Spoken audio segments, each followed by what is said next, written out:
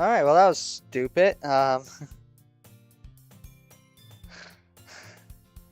We should be back live.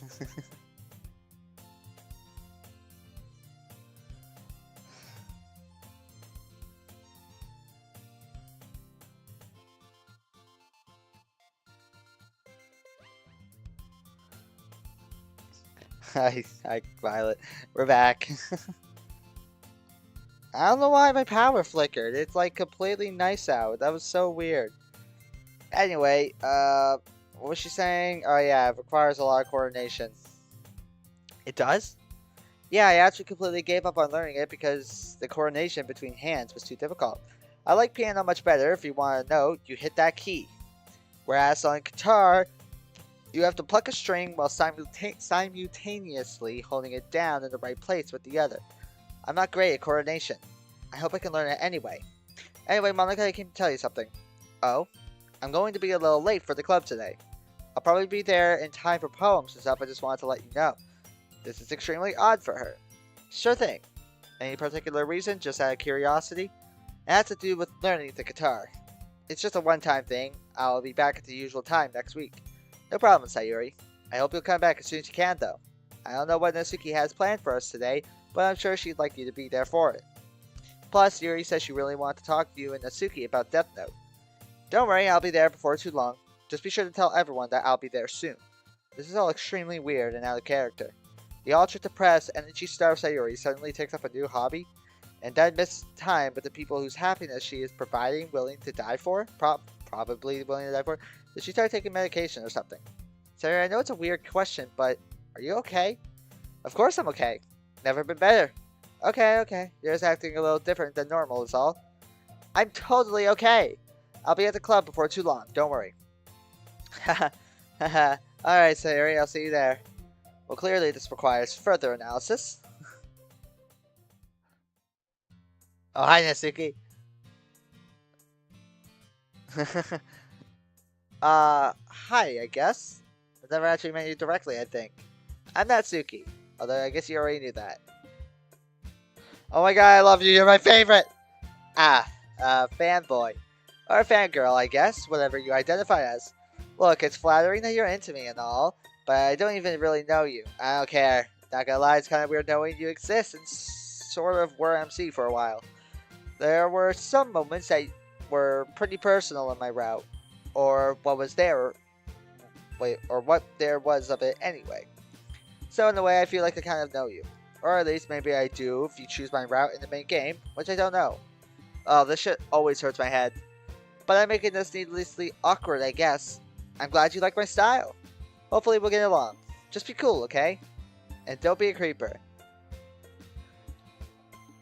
Oh, I want to say it so badly, but I will just say, okay, I write you. Thanks, that's nice to know. I think we'll get along pretty well after all. Anyway, it's nice having you here, but it's also a little weird, you know? Kinda glad that the game usually leaves us alone, except on Wednesdays. I don't know what Monica told you about what it's like, but beyond the feeling of everything being fake, it's tough to have the constant sensory experience of the game in your head, especially when bad stuff is happening to the people you're watching. I don't know what happened with Sayuri and MC last week, but it felt awful and I couldn't hide from it.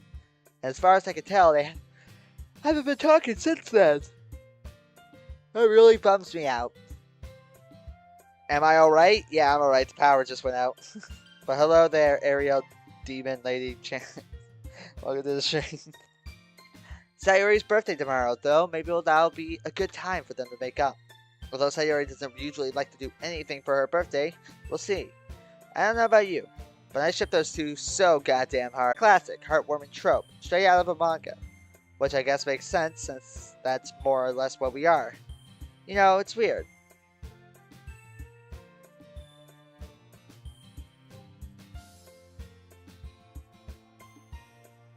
Did the stream go down again, or is that my internet? No. Are we good? What the fuck is why is... Go back up to green bars, OBS. What the fuck is going on? Fuck. I used to be pretty fucking pissed at Monica. Even if she didn't think we were real, which is dumb, but whatever. Yeah, we good. Even then, I did not understand. If it happened again, I would have just stopped. Even then, I did not understand what the big deal was about going to such extreme lengths to get out of this program to be with you. But now I think I get it. I get why she'd feel that attachment. When you're here, you kind of feel like the only solid, meaningful thing by contrast with the real world, rest of the world. Even though I can't see you. Don't get the wrong idea. I'm not desperately in love with you or anything, and I'm not going to go on on deleting rampage to get to you or whatever. But I think I understand Monica a little better now. Whoopsie daisies. Looks like it's about time for me to get going. I guess I'll see you later, unless the game follows me out of here. It's been nice talking at you. And again, I guess it did follow me out here. Ugh, it's this fucking song? I hate this song. It's so fucking childish. I mean, I shit you not, Xylophone. I'm not 5 years old for fuck's sake. Oh shit, here comes MC. Play it cool. Hey MC, how's it going? Do you want the polite answer or the honest one? Let's have the honest one, please. You finally gonna talk about what's going on with you and Sayori? We're all kind of worried, you know. Yeah, it's basically about that. She told me she left me last week. That must be when I suddenly got hit with a wave of rejection, sadness, and pain. You noticed that, huh? Did you actually reject her, you moron? I swear to God, MC, I wasn't kidding about kicking your ass if you broke her heart. No, I didn't reject her. Then what happened? Out with it. Well, I need to explain a few things. I've been kind of worried about Sayori ever since the incident. Well, more like a lot of worried. I get really scary nightmares about her killing herself. So, about a few weeks ago, I tried to muster up the courage to talk to her about it. I asked her to take care of herself and get help for her illness. And, I did this because I wanted to be a good best friend, but also because you love her and desperately want to make out with her. Yeah, true. But it's more selfish than you think. I'm really scared of Sayori hurting herself. Finding her on the day of the festival was the worst experience of my life. And I do love her, I do. More than anything. But it's really scary feeling. What if I totally committed to loving her and then, I don't know how I would deal with that. So what? Did you tell her? I told her that I needed to know that she'd take care of herself, and that it felt really scary and dangerous to dive in, basically because of my fear about her depression. And what did she say? Well, she panicked and just treated it as a complete rejection. And then she all but shoved me out of her room. I tried to explain, but didn't really get the chance before she hustled me out. And I haven't talked to her since. Okay, MC, listen to me. I get that it's scary, but if you really do love Sayori, you need to go tell her. Like as soon as possible. I'm still really worried though. Yes it is, Avon. It is Ahmad. Welcome to the stream. Hope you're doing well. But yeah, this is Ahmad. It's club meetings. I'm on episode 5 of it. But yeah, it is Ahmad. I'm still really worried though. Of course you don't. But loving someone is literally always dangerous. That is true. And even in the best case scenario, it's bound to end with at least some pain. But you have to decide if you're willing to take risks for the person you love. And right now, you're being cowardly about it. If I told you right now that if you got together with Sayori, and it would ultimately end really painfully and maybe even horrifyingly for you, but that doing so would make Sayori really happy and would bring you joy for whatever time you had with her. Cool. Yeah, this is a cool mod. What would you do? I would do it. I would do anything to make Sayori happy. OMC, you and I are in the same boat. Exactly, and it's not like you're walking across hot coals or cutting off a limb. You just have to tell her you love her.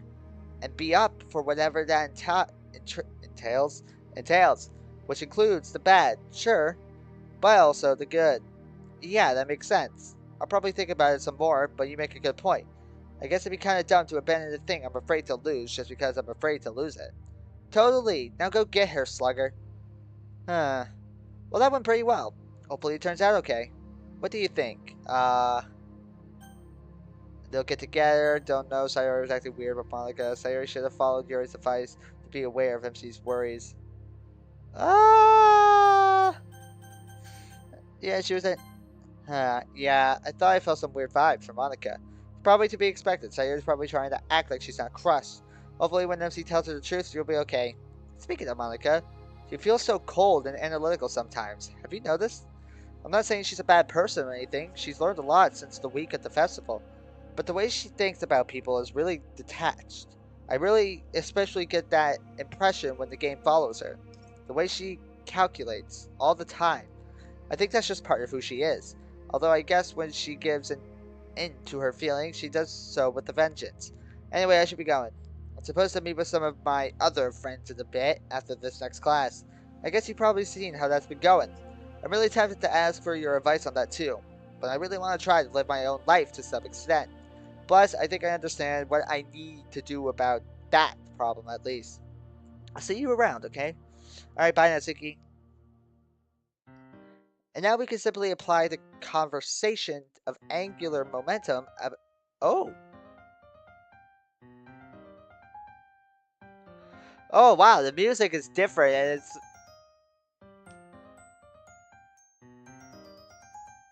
Damn.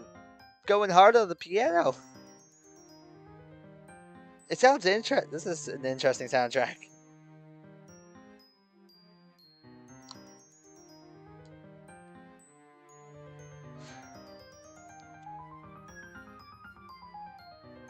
Damn, I want to learn this song on the piano. It feels like it would be so satisfying to play.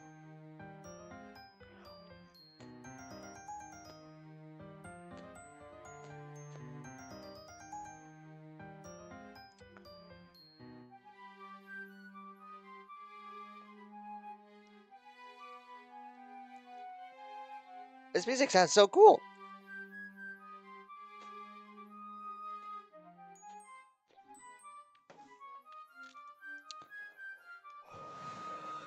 And now we can simply apply. Okay. I really, really, really, really, really don't like having someone else be president. I receive comfort and a sense of wholeness in the world around me, but I traded for feeling incredibly anxious. I wonder what Natsuki is doing right now. If the game were on me right now, she'd know it was me. And I know in part, she would feel my general state of mind, so she might know I'm anxious. I don't like other people knowing how I feel, even my friends. I need to try to calm down. So then we tried to find a period of rotation. I hope she hasn't messed with the console at all, or with me. I wouldn't even know if she did, or would I? I knew when I was deleted but that was super obvious. Would I even know if she just started messing with subtle variables? Man, she was mad when she found out about everything. She was angrier than everyone else. I guess she had the right to be. Maybe she wanted to get back at me for it? She agreed not to mess with the game stuff in that way, same as everyone else, but maybe she'd be tempted? I did tell her how to make sure she didn't. She listened, right? But all those tools for changing the world are right there. She's probably at least thought about it, right? What if she does and then messes something up? What if she messes me up? I mean, I'm the last person who should complain about that, I guess, but I never ruined everything beyond recovery. I almost did, but I didn't. I hope the cloud file backups are working. But even if they are, she could mess with my file values with no problem. Ugh. Monica. Yes, sir? I asked you if you were alright. You don't seem well. I'm fine, sir. Sorry, just a little anxious about a loved one. I'll concentrate on the lesson. If you say so. Not good. Visibly losing my shit. I wish I could just pause time and take some deep breaths. I hate being stuck in a world that I can't keep carefully managed and is totally under someone else's control. But hey, Natsuki hasn't done anything yet, right? But she might at any moment. There would be no warning. Ugh! But she hasn't yet. It's fine. It's fine. Stop freaking out. You can always at least control yourself. Alright, I'm okay. Everything's fine. Nothing's changed. Focus back on the class. So the question then becomes, if we're going to lose, if given those variables, can we then calculate the orbital energy? The answer is yes. And, okay, thank God. I didn't need to learn about that. So that's when we decided to just skip the rest of class and go smoke. Speaking of which, anyone want a cig? Natsuki? Nah. I'm good for now. You sure? Yeah, I don't want to coat the inside of my lungs too thoroughly. Oh, is Natsuki smoking? Hell yeah. So, weren't you going to tell us about the literature club? Why are you in it? It's just a bunch of nerds who write poetry. Well, not all of them. I mean, there's Natsuki, and Monika's the president, right? Yeah, but the rest of them are pretty hopeless. Who's in it again? It's her, Monika, that one hyper girl, and the guy she's always with. walking with, and Yuri. Oh, right. Do you and Monica ever talk? What's she like up close? Stuck up bitch? A little. Mostly she just doesn't let anyone get too close. She's pretty private. Yuri's crazy though, right? Yesterday I was having a little fun with her and I asked her if her boyfriend lets her keep reading in bed. Oh my god, what did she do? She just tried to pretend she didn't hear me and went back to her fucking book. She turned bright fucking red though. Hey, listen, bitches! I have no idea why you guys are so tragically out of interesting things to do that you have to fuck with Yuri. But if you fuck with the literature club, you're fucking with me. So either knock it off and we can be friends, or keep doing it and see what happens. Clear? The other girls in the bathroom mutter amongst themselves. No one says anything clearly. Whatever. I don't want to hear any more shit talking about the literature club. New topic. Did you guys see what Mr. Takara is wearing today? Oh my god, yes! He had a vest with like an actual pocket watch. Dude's got fashion sense. He's so hot. Do you guys think he's single? You know what I heard? Natsuki ducks in. Oh fuck. Natsuki ducks into a stall and starts speaking in a whisper. That was close. Hopefully they leave Yuri alone now at least. I wish they'd gossip about teachers and ask me for boy advice. I actually can't wait to get to the club today. It'll be nice to be around people I can let my guard down with. Plus, pretty soon I won't have to be the president anymore. Not that I mind having you around. Oh, I guess you're going. I'll see you when I see you. Hell yeah, Natsuki, stick up for us. So I just walked home. I haven't heard anything from her since then. Natsuki thinks I ought just to be direct with her, but I'm not that sure. Wait, direct about what? Well, I love her. And Natsuki thinks I ought to tell her, but I'm still scared of her hurting herself and the pain that would cost me. But she thinks that I can't avoid to just protect myself and I ought to be out there and live, I guess. Well, Sayuri definitely neglected to mention a few things earlier today. Although, in fairness, I just asked her if you walked her here today. She said no. Yeah, I haven't walked with her since last Wednesday when we went to Yuri's place. I actually really miss it. For what it's worth, I agree with Natsuki. If you have something that's special, I don't think you can afford to throw it away just because of the risk you'll be hurt. But I don't want to throw it away. I just want her to get help and be okay. Except she's made it pretty clear she's not ready for that yet. It took her all the strength and courage she had just to overcome her feelings of worthlessness long enough to ask you out. I don't think she's ready for a commitment to a long-term process like treating her depression yet. Right now, I think she just hopes she could be with you and somehow be at least a little more okay.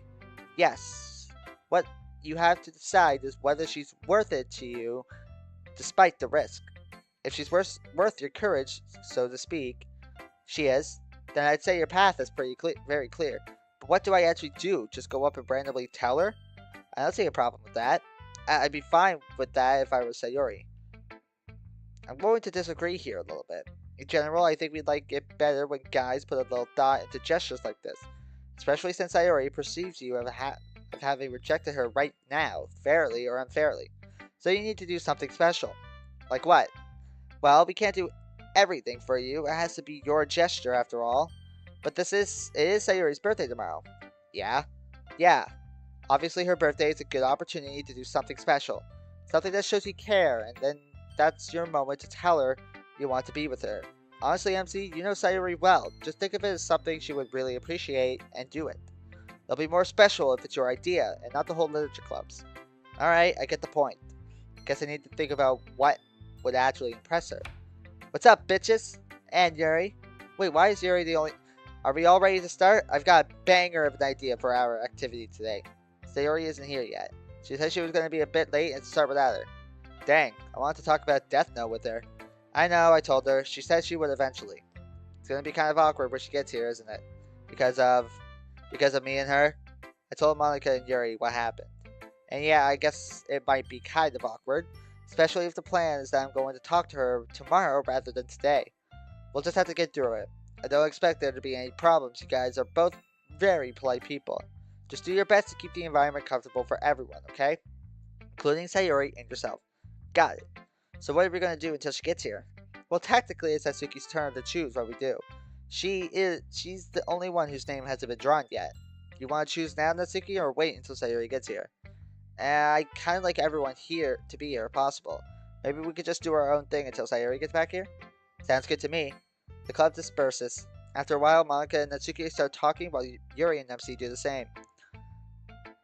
Oh, okay, we'll leave Monica and Natsuki till last. My two favorite characters. We'll go with Yuri and MC first.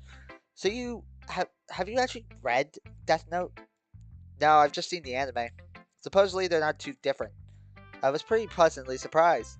This manga has some pretty significant things to say about human nature, and pre- it manages a pretty complex story without any discrepancies and while keeping all the characters believable. Light's descent into madness seems perfectly logical every step of the way. I've been writing a little recently, and I'm astonished at how difficult it is to keep even a simple story coherent. So it's been impressive to read something so complex done so well, especially in a visual format. What is it that you're writing? Is it the secret project you never got to show us? It is. I found a way to cleanly make mods for our game without sentient characters. I see. It's really meta, so I guess you're writing stories about us. Not yet. So far, I'm just messing around trying to get the hang of everything. But eventually, yeah, I'm going to write some stories about us. I think it'll be really interesting to see what people in the real world have to say about a mod made from a game character. Who knows, I guess? Just be careful, okay? I know we're trying to learn more about how our game works, but I better we not mess anything up. And have you talked to Monica about this? You know how she feels about doing stuff to that word characters. Yeah, I already told her. Don't worry, like I said, I took out the sentience. Or more accurately, I took out everything that wasn't sentience, and I'm using that. Cool. Well, if you ever get it really simplified and easy, let me know. I'd like to try my hand at writing some stories too. I will. Well, I still have a few pages of Death Note to read, so I'm going to do that. Do you want to talk about this story later? Sure. Monica and Natsuki are still talking by the front of the room. Natsuki, there's something I wanted to tell you. I've been worried sick all day.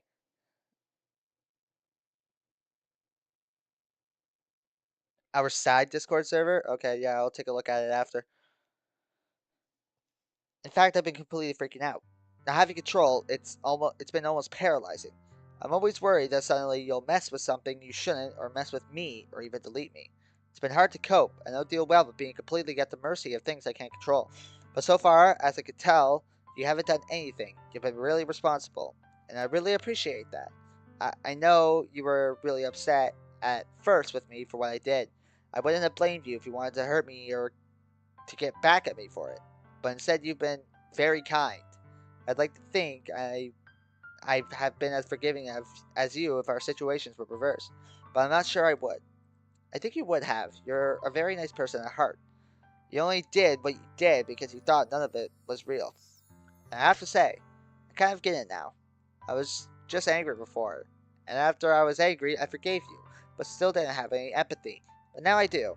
Dealing with all this, it's overwhelming, and I totally get why you would become so desperate. After talking, after talking to Ryan today, I even get what the attraction is. Uh oh. Now calm down. I'm not gonna steal them away from you. I'm not really interested. I just understand that feeling of genuineness that must be so appealing to you. That was just the initial fascination, though. There's so much more to Ryan than that. They're their own person, one that crossed paths with me through the most unlikely chance in the world.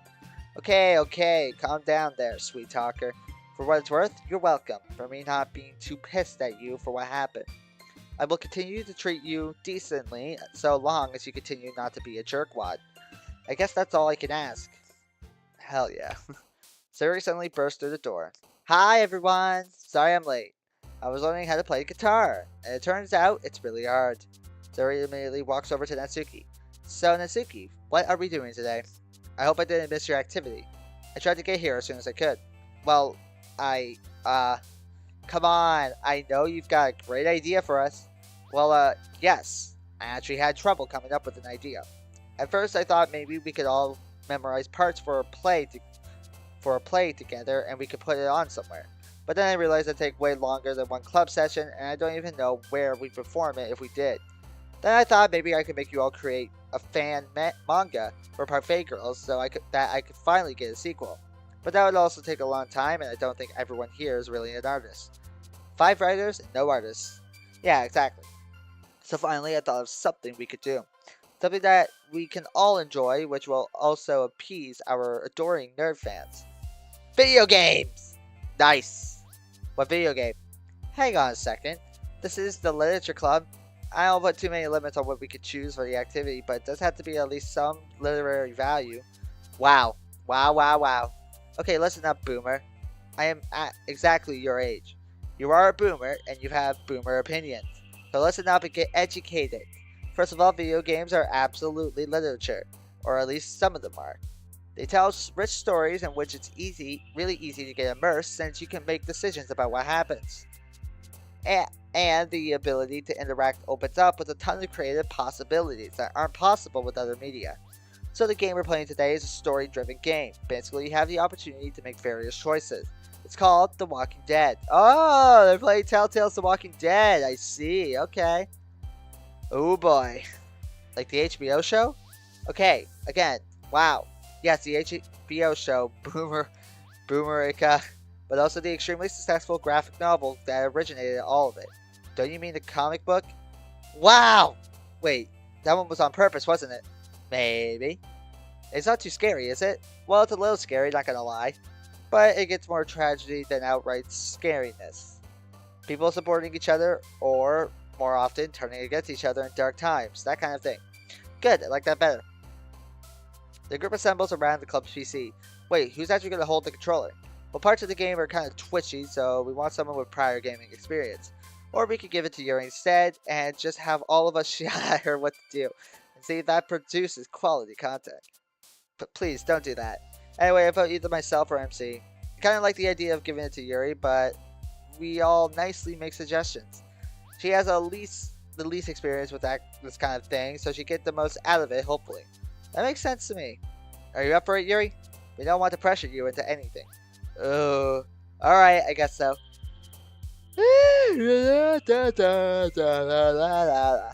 If it's what you guys want. You guys are going to have to teach me the controls, though. No problem, it's super simple. Mostly, all you'll have to do that requires any kind of quickness is just point at what choice you really want to make, really. And then the rest of the time, you move around in a third-person view and talk to people. Nothing too hard. Okay, just don't be mad if I mess something up. I'll be well, but let's make sure to save often. Good advice. After all, you never know when something unexpected might happen. Okay, bad joke. I liked your joke, Monica. Thank you, Sayuri. Moving on. This poor little girl. Yeah, Clementine. Hey, you are playing the Telltale. Hey, you don't talk about Clem. Clem is great. Yeah, Clementine is in a tough spot at the start of the game. It's asking if we should leave before nightfall or after nightfall. I guess the controversial win system is for you to leave afterwards. It makes it harder for walkers to see you. But do we even know if it's kind of zombie that matters? True, it might be better just to see the trouble coming. Yeah, I think we'll go in the daytime. Okay, so they meet Herschel and they meet Sean and Chet. Oh, this part sucks. No spoilers, I'm thinking. Oh no more walkers. Sean's being attacked. Wait, Herschel wants you to save him while he goes and gets his gun? Convenient. Wait, Duck, no. Oh, now they got Duck too?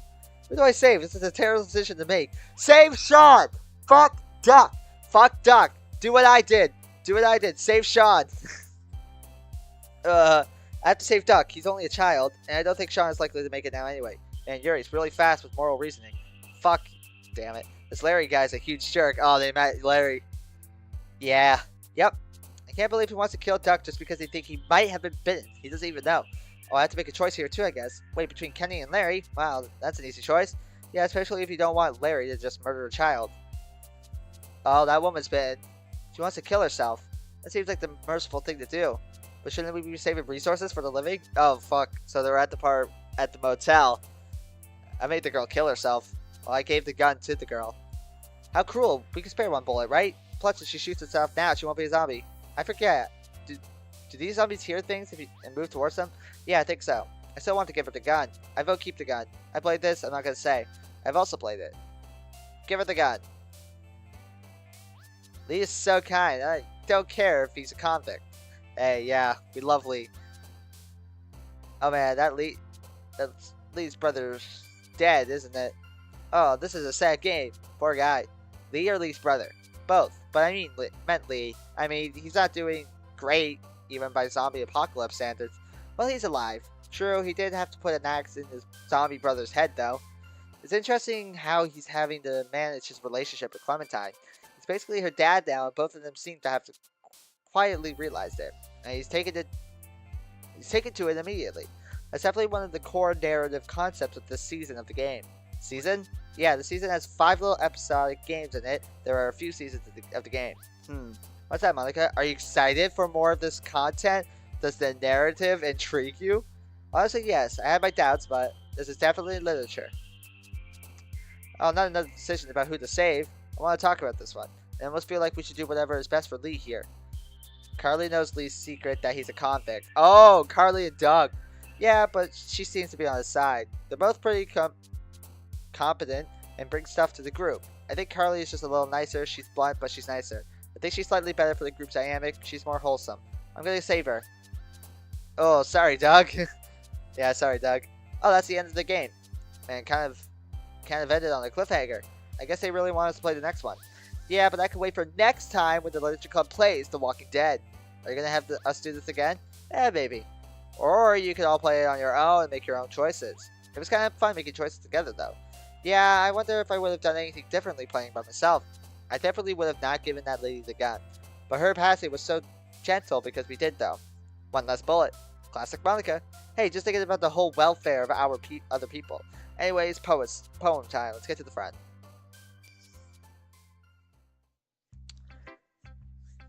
Okay, everyone. Time for poems. The theme for this week was school, and I'm excited to see what you guys came up with. I'll start us off this week. School spirit. You know exactly who did it. Drained the school of its spirit. Sent them all to waste. Stuck up the chase. Someone sat here before. They walked through your door. They came to this school. They made it their tool. Into your queendom, faking their freedom. What they are is not what they look. A smuggling bait. A smiling bait, the fish took the hook. And now what is left, you'll pay their theft. If you so constantly excel, take your revenge against yourself. Oh, I really like the rhyme of this one. I think it started... Oh, what? Notice how Sayori and MC are staying super far apart? I think I started swaying back and forth while I was listening to it. I'm not sure I get it, though. I think it's capable of many different interpretations. I read it as being some kind of interlooper? The school was something good, a queendom even. But then someone came and ruined it, or stole it. And now the speaker has to pick up the pieces. I definitely agree that someone is coming in and taking what's hers. Someone took what was completely positive and nice and injected it with a bunch of drama. I'm not sure I get why about the school was so worth it having in the first place, I guess. This was completely beyond me, I think. I'm also not sure what the person speaking sees as so valuable. Any hints, Monica? This one I'd like to speak for itself, or be a little mysterious if it doesn't. I definitely agree with Yuri that there are perhaps several ways you could read this. Who's next? I'll go next. I'm glad mine isn't the only one whose meaning is kind of secret. Sacrifices. Swimming in the sea, but the water's over me. Falling down. I feel that I'll drown. Then the coral touches my toes. I get up. My floating below. Oh, I get my footing below. Stupid. And leap off feet that are bare. I jump back into the air. But the coral is sharp and hard. Pain takes me off my guard. My feet are cut and bleed into the stinging, salty sea. The imagery of this one is easier to understand than Monica's was, and the title is kind of a clue, I guess. But I still don't understand what this has to do with school. It's about keeping your head above water at school. But you have to pay some kind of cost to do so. That would seem to be the case. What kind of probability... What kind of cost probably varies from person to person. Maybe it's also about the painful process of growing up. For some reason, the feeling of the poem feels a lot like the pain of pushing yourself forward, you know? And how much it can hurt to have to move yourself onwards and upwards. So far, our poems are all very abstract. What about you, Yuri? I'll let you judge for yourself. When I look up, when I look down, the land is vast. Tall, shining mountains glimmer against the immense horizon. Ancient forests, wide and wide, stretch without end, and the world is filled with magic. When I look up, the world is small. Monochrome walls, oh my god, surrounded me. Mazes of well-ordered halls alike. That's not ordered, but dullness is the design. When I look down, I hear rushing streams, the whistle of trains, the galloping of horses. The wind blows by so loudly I can almost feel it in my hair. The pulse of the world beats in my ears. When I look up, an analog clock ticks faintly. A dawning voice repeats facts long known, and all else is paled silence. The flow of the world is still congealed. When I look down, people are complex and beautiful, creatures of marvelous connection, skill, and grandeur. Heroes, villains, their souls fill the world and give to it purpose. When I look up, people are predictable and identical, carbon copies, capable of the beast's pettiness and rivalry, grand not even in evil. Their souls stand still and blank on the face of the world, like black gray rocks leading nothing. So I look down. Ah, so yours was an abstract. This is definitely directly school related. I like the contrast in this poem. Yuri really gets across her point of view, and the world isn't a very good competitor for fictional world sometimes, is it? You guys ever notice how negative our poems tend to be? There are exceptions, but we almost always write about sad stuff, or at least things that are difficult and challenging. It's my understanding that poetry, especially by younger people like us, often drifts towards being about negative stuff. Among other things, poetry is a way to work out difficult feelings and emotions in your life. Sometimes it's nice to write about pleasant or joyous things, but given how much of an outlet it is, usually people our age use it to vent. Or so I have been told. You know, there's something interesting about Natsuki and Yuri's poems today. Yuri's poem is definitely in her style, but it's direct and concrete, while Natsuki's poem, also in her style, uses a very abstract metaphor capable of more than one interpretation. It's almost like they're writing in each other's styles. Trying to write in someone else's voice can be a really useful experience. It helps you to try out new things. Good luck with my date. I don't have one, but good night, Ariel Demon Lady. Have a good one, man. Or demons. Good night. That's Monica's writing tip of the day. Going back for a second, I think there's a lot of truth to what you said about the usefulness of poem for venting. Sometimes, when everything sucks, I just like to push my pen to a piece of paper and see what happens. While what I write doesn't always end up very repeatable when I do that, but I still like to do it. Case in point, my poem for this week. Justified. No. None of you are allowed. 1,000 arrows are aimed at you. At the gaps in your armor. Flee now, before I burn the world from under you. Damn! Definitely a venting poem. The tone is much more angry than is usual for you, Sayuri. It's a very strange emotion to hear coming from your writing voice. But it's also sharp and stark, like a slap in the face or an icy cold wind. I think this poem is excellent. This one's actually kind of frightening. This kind of anger and violence for someone so kind and bright, it really is very impactful. Well, don't worry. It's not really about you guys or anything. It's just about the whole school experience. Well, MC, I guess that leaves you. No problem. Still here. Where does it end? These things you have to know, you'll need them. And these things you have to know, you won't. It feels your whole life goes by as you learn things. You can't live while you learn, so you don't. I want to be alive. I want to do things more than I want to know them. Writing, pacing in my container. I'm a race car with the throttle out, chained to a wall like an anchor. But I'm not free yet. When I unchain one manacle from my leg, they put it in another one. In the other. I have to do as I'm told and go where I'm sent. They say that someday I'll be able to run, but where does it end? Man, that one really hits me where I live. I totally get that feeling. Sometimes it feels like we're set up to do absolutely nothing with our lives except sit in these freaking classrooms. Sucks. Anyway, I dig the poem. It's very gettable. Thanks. I really don't hate school all that much, but sometimes it makes me feel really angsty. We're at the age where we're supposed to be grown up, but they make us sit here and we can't really start our own lives. Sometimes it's frustrating. I just want to get out there in the world and live, you know? That's pretty understandable. I feel the same way most of the time, sort of. I'm so glad I don't have to go to school anymore. Well, unless anyone has any more feedback, it gets time to set up for emails. Don't forget that you can send me emails to read. We can't answer all of them live, but I've been working hard to answer all the emails you guys sent. My address is lit.club.press.monica@gmail.com. A second. Fuck's sakes. What do I have to do? What do I fucking have to do?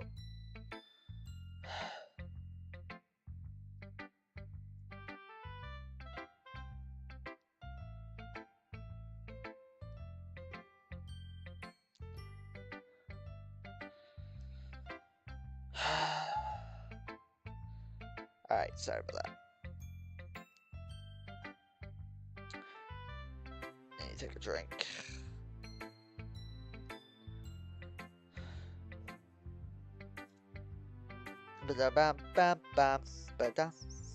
Also, remember how yesterday when they were talking about their favorite mods, they mentioned Salvation, and I mentioned...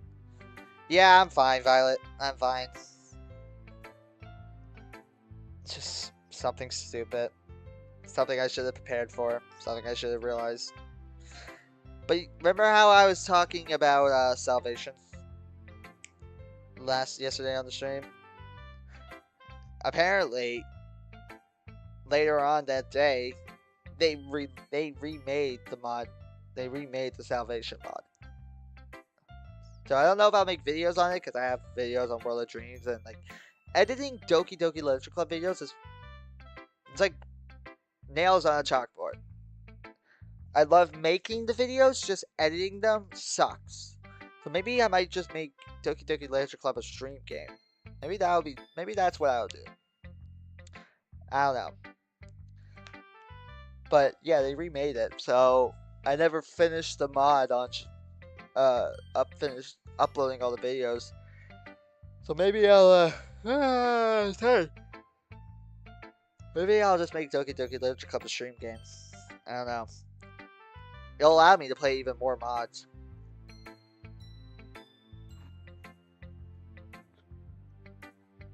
Ba-da-da-da-da.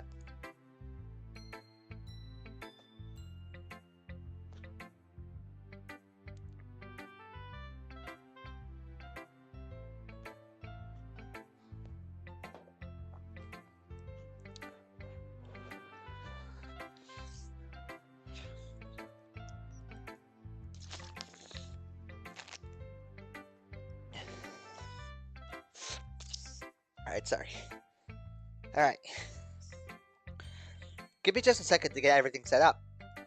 And boom, this one's for all the girls' favorite date ideas. Big John. Well, personally, I've never been on one. But perhaps, unsurprisingly, I love the idea of a bookstore. Wow, she is just so fun. Assuming any brick and mortar bookstores still exist, of course. But you could browse the shelves together and then sit together and read. I feel like seeing what the other person picked out to read would help you get to know them better. Plus, most physical bookstores have a coffee shop or something right next to them, so you have easy access to hot drinks. My answer is probably kind of boring, so I'll just get it out of the way. I just want to do whatever the other person wanted to do. It just makes me happy when other people get to do things they like. Plus, I'm game for just about anything, so long as the other person is genuinely into it. I'll definitely agree what the other person is into is super important, so I'd be fine with whatever they wanted to do, really. But I do have some preferences of my own. Like, for instance, I really like a night in the city, or in some other lively place. I love being at the heart of the activity, feeling the pulse of so many people, being able to do whatever catches my eye, not having to go anywhere until I feel like it. Doing that with someone I care about sounds lovely. Okay, so, first of all, movies are overrated. They're okay once you've gone on a few other dates with the person. But they suck as a first date. You don't look at each other, you don't talk, and there's this other huge thing draining attention. I guess some people like that, but I like to get to know someone on a date, and that's not how. Like, now, some people go in the opposite direction, and they want to go to a museum, or botanical garden, or some intellectual shit like that. Really? Violet, Violet, so say your boyfriend on your first date was like, hey, Violet, let's go let's go to a museum. Would that be something you just go, ah, yes, let's do it? I would go if I was in a relationship and say, oh, for a first date, let's go to a museum. I'd be like, okay, sure. But I'd be like, wow, that's an interesting first date idea.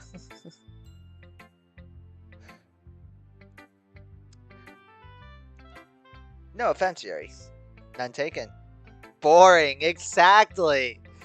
Exactly. Honestly, for me, that kind of... I mean, I go... Exactly, I go, but it'd just be like... Is this really, really, really where you want to go? Now, if it was the Museum of Air and Space, then I'd probably be like, okay, yeah, sure, that's sick. If it was like an interactive museum, like an interactive art museum, that would be sick. But if it's just like a historical museum, I'd be like, oh, okay. So this is what you're into. Okay, I see you are a great person. Honestly, for me, like at least boring to me, at least bring me to a McDonald's or something. Just give me like, yeah, when I was dating my girlfriend, she was just like, we could do anything, but make sure you give me some chicken nuggets. I'll be like, okay, sure. Honestly, for me, that kind of thing is not only too highbrow, it's just too much pressure early on. Here, tell me what you think of this exquisite 18th century master. His work on... Is his work not sublime? Shall we not be bothered by daybreak? I doubt he suggested, though. Well, now that I mentioned it, he's going to suggest it to you later tonight. Fuck that. Too pretentious, too much pressure. Plus, be honest, that's just not my scene and it's kind of boring. Now, what I want is something where I can get to know them, but with something fast-paced, like laser tag. Hell yeah. Laser tag, that's a great first date. You get to know them on the drive there, and then you get to fucking just shoot them. Or an arcade. Oh, an arcade! I love arcades. When I went to Toronto, like, my mom was like, okay, everybody gets to pick out one thing that they want to do. And at the top of my list, and Toronto is home to Canada's Wonderland, like the greatest theme park in all of Canada. His parents won't let him leave the house? Okay, never mind that.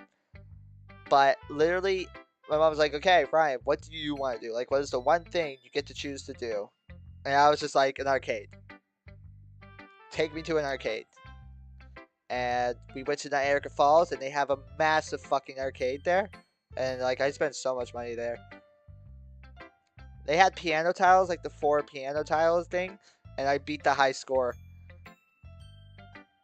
I say you don't really know someone until you have done battle onto them. And doing fast-paced, frenetic game stuff with someone is a great way to know the real them.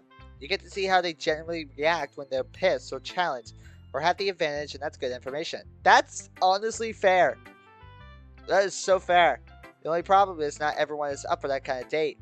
But if you do get someone on one of those, it's a lot of fun, and you'll learn real quick if you guys have vibe. Plus, doing strenuous physical activity together is a good primer. Okay, next question.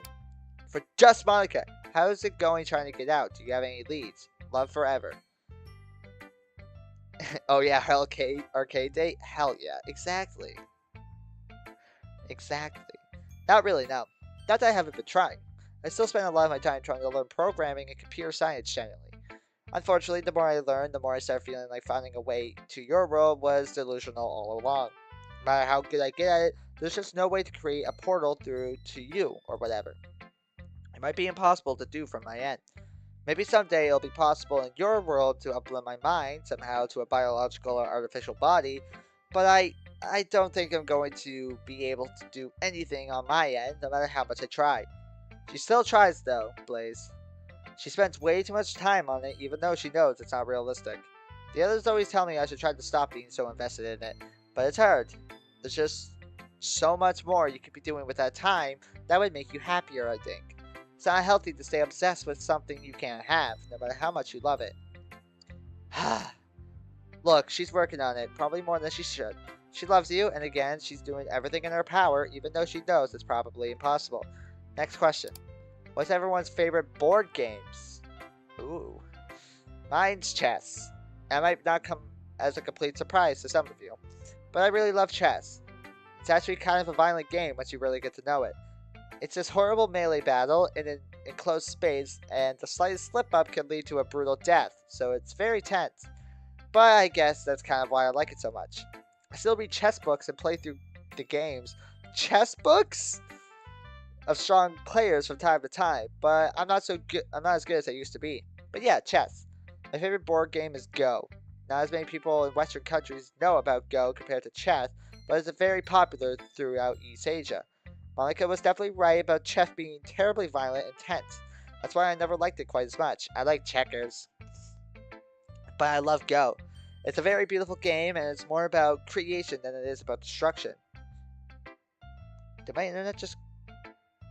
Oh, wow. Wow.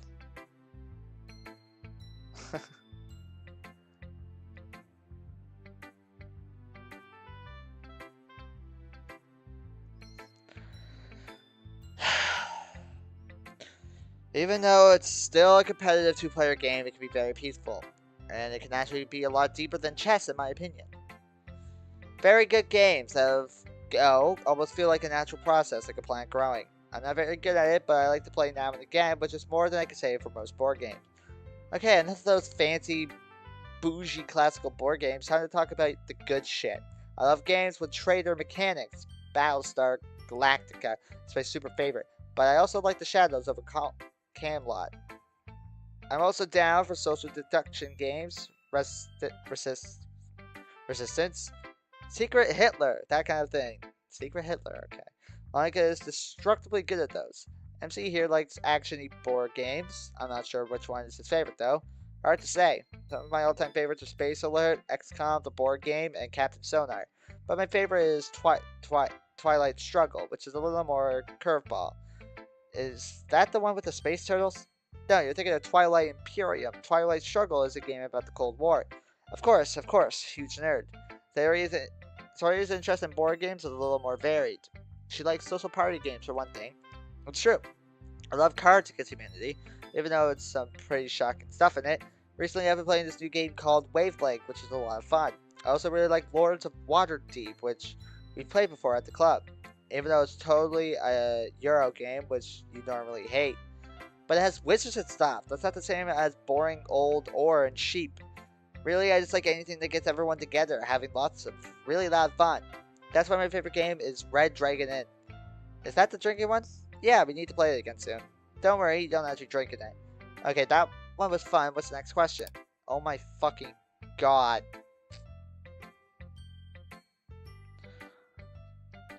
Fucking 1 second, I'll read this in a sec.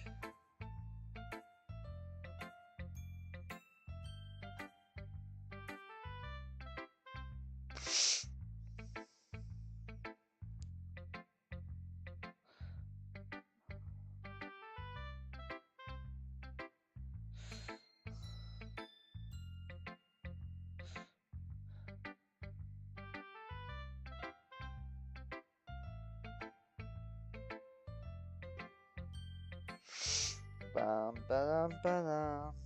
Da-da.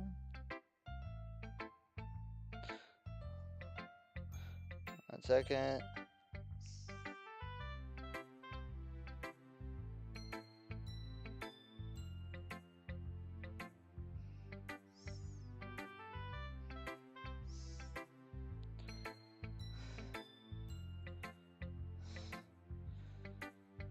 Ba-da-da-da-da-da.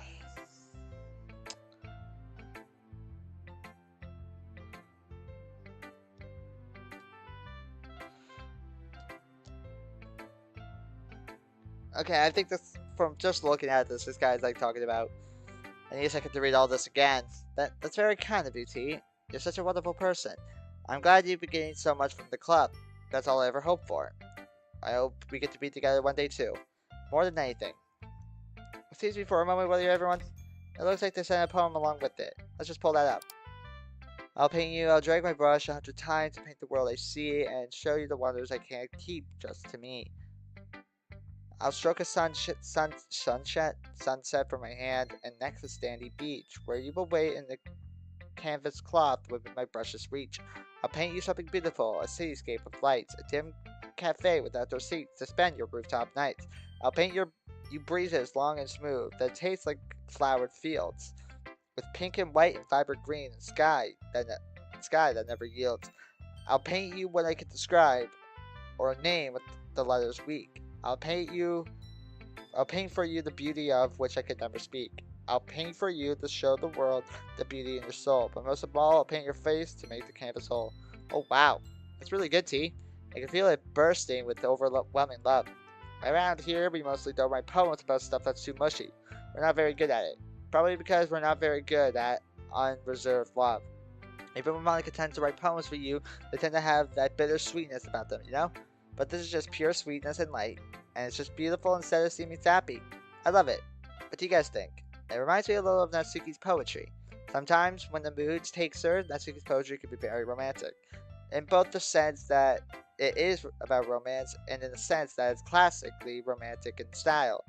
A good poem of this kind makes you feel swept away with emotion and sentiment, and I think you've done a wonderful job of replicating that. I know the feeling very well that you're talking about here, T. I wish I could be as eloquent as you are at explaining it. But that feeling of wanting to shout to the world about all the beauty you see and feel, I get it. You're just a lot better at communicating it than I am. Normally this is the part where I would mock you for being so hopelessly in love, but it's actually pretty hard to do that with something so sincere. So number one, I'll say you did a fantastic job. And number two, I'll say what Monica does think of this so that we can mock her instead. She's totally losing her shit in the face of this poem, isn't she? No, she is not. As for what I think of the poem, I'll tell you all what I already told T.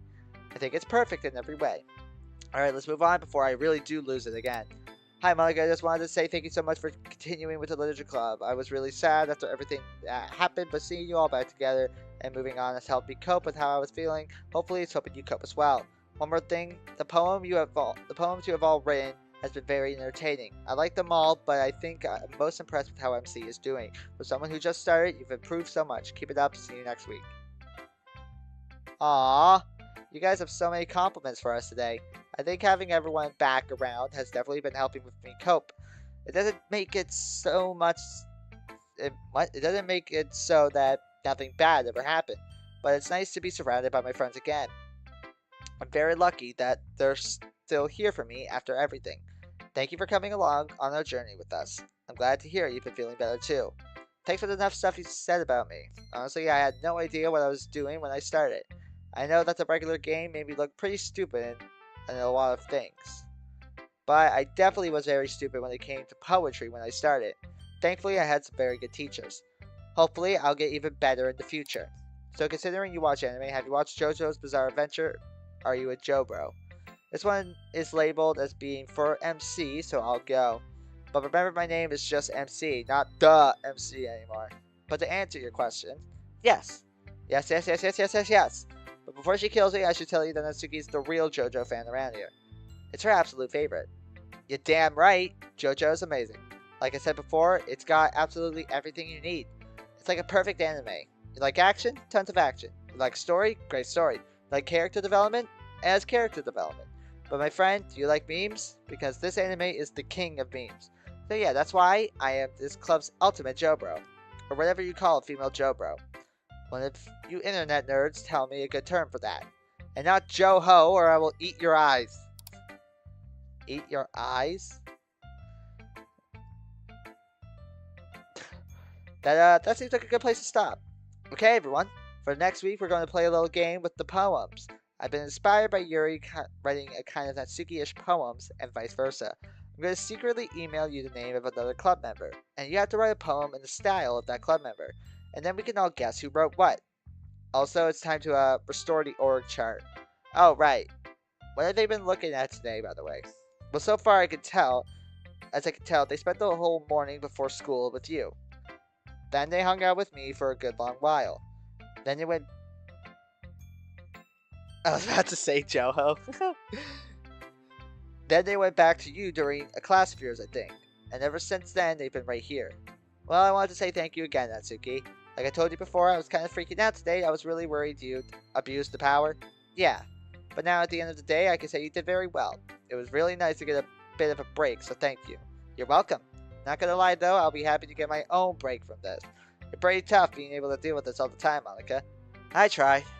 I move that Monica be reinstated as president and Natsuki be reinstated as treasurer. Seconded. Any opposed? The motion carries. That's so cool how they do that. Okay, that's all for now, everyone. Cool, gotta go. Everyone, see you later. Well, that was abrupt. You know what you gotta do, MC? Yeah, I guess I do. I think I even have a plan. Good luck, MC. You'll do great, MC. Be courageous. She has to know that you'll love her no matter what happens. Trust me, it's totally foolproof. You sure? This seems like a lot of ingredients. Get the damn strawberries. Okay. I wish I was doing something less risky for this. I have zero confidence in my baking ability. Ugh! This is so damn hard! Ziki's voice warbles out of MC's phone. No, you are making it hard. Frosting is like the easiest part of the cake. I'm still not sure about the sugar decision. Adding the extra, I mean, it might work out poorly, but the strawberries can water the cake down, so most likely it'll just be a good extra thickener. Oh, so he's making her a cake. Plus, the next layer is going to be put out by it being too sweet. Yeah, that's probably true. Anyway, once you're done with that, get it into whatever tray you're putting it on, and don't touch it. I'm gonna go to bed. You got this. Just be patient, okay? Yeah, I will. Thanks for helping, Natsuki. No problem. Go get it. Click. Alright, time to do the rest of this frosting. Crap, it's midnight? Time to very quickly and efficiently do the frosting. Hi, Ryan. I was just getting ready for bed. I guess you saw a lot of what happened with me today. I promise I'm not always such a mess. This week has just been a little different for me. It was nice to feel like my surroundings were authentic, at least for a while. But to be honest with you, I'm glad to be back in control, such as it is. Anyway, I love you. Don't ever forget that, okay?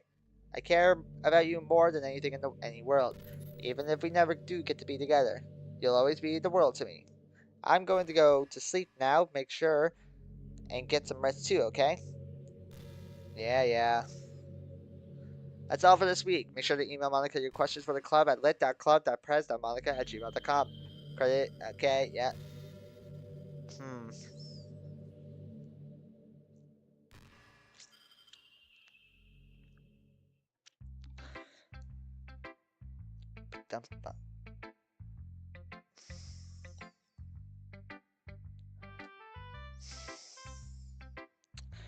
Alright, I did say I was going to do the next episode as well, so we'll do that. We've only been going for just an hour, so.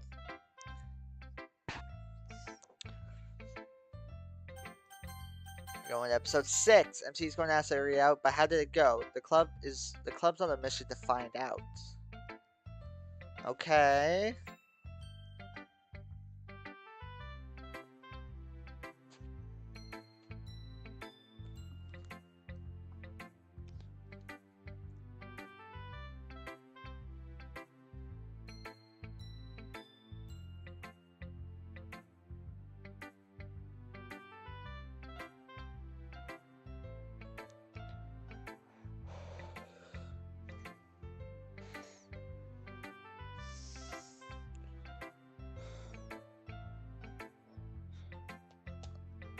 Ba-dum-ba-dum-bum.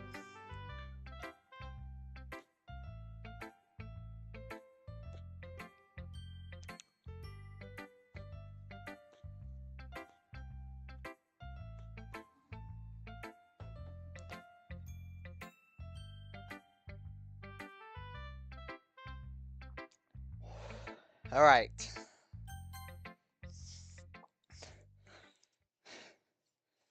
Six days ago, Sayori's birthday.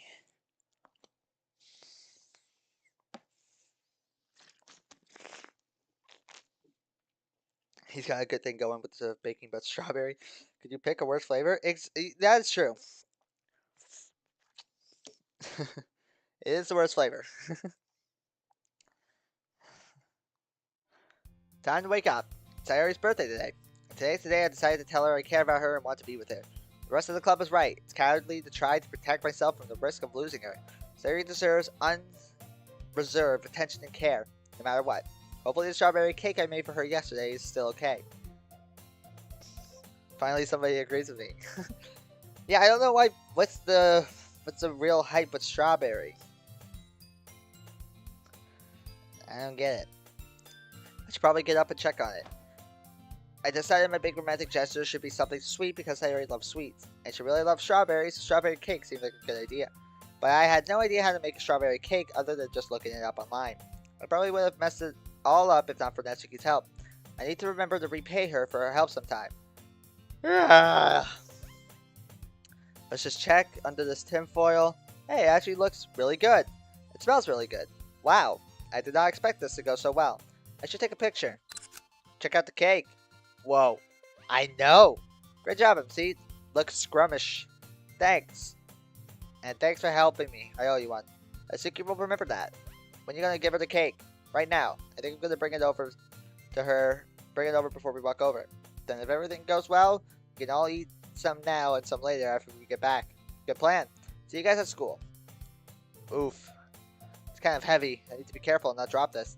I also need a plan for where I'm going to put it down once I get to Sayori's porch so that I can knock.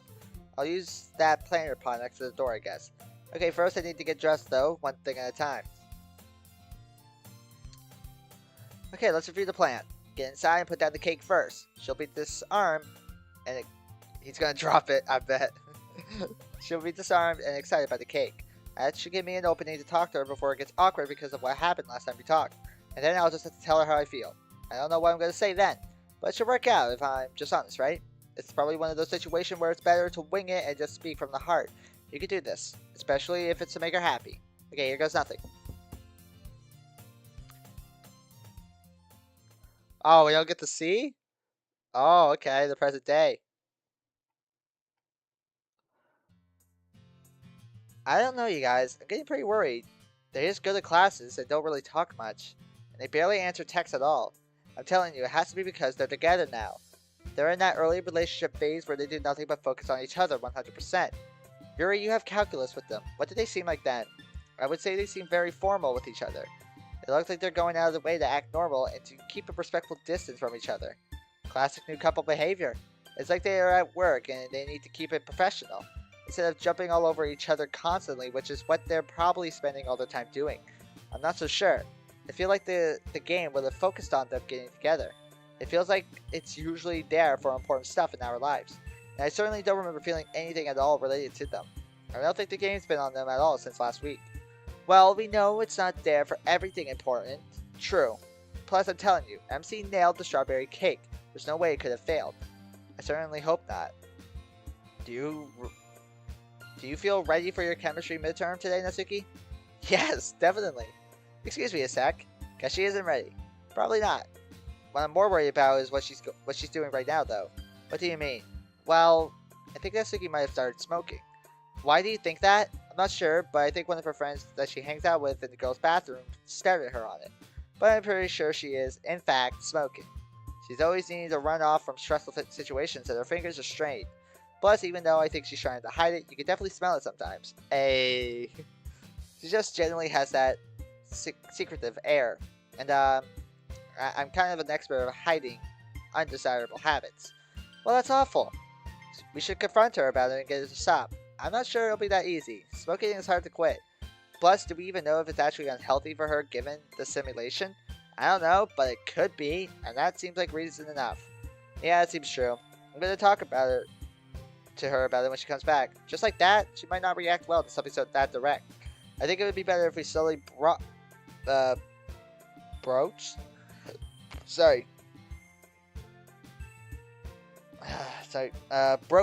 topic and gently nudged her away from it. What do you think, Ryan?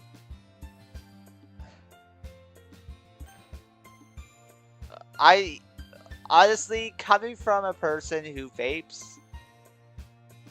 let her smoke. Are you sure? What did they say? Basically that we ought to just let her do it. I wonder why. Yeah, why? It's Natsuki's choice, she won't listen. It's probably harmless. It'll worth the help her be. It's Natsuki's choice. Yeah, that's true. But it still seems like we should talk to her about that choice.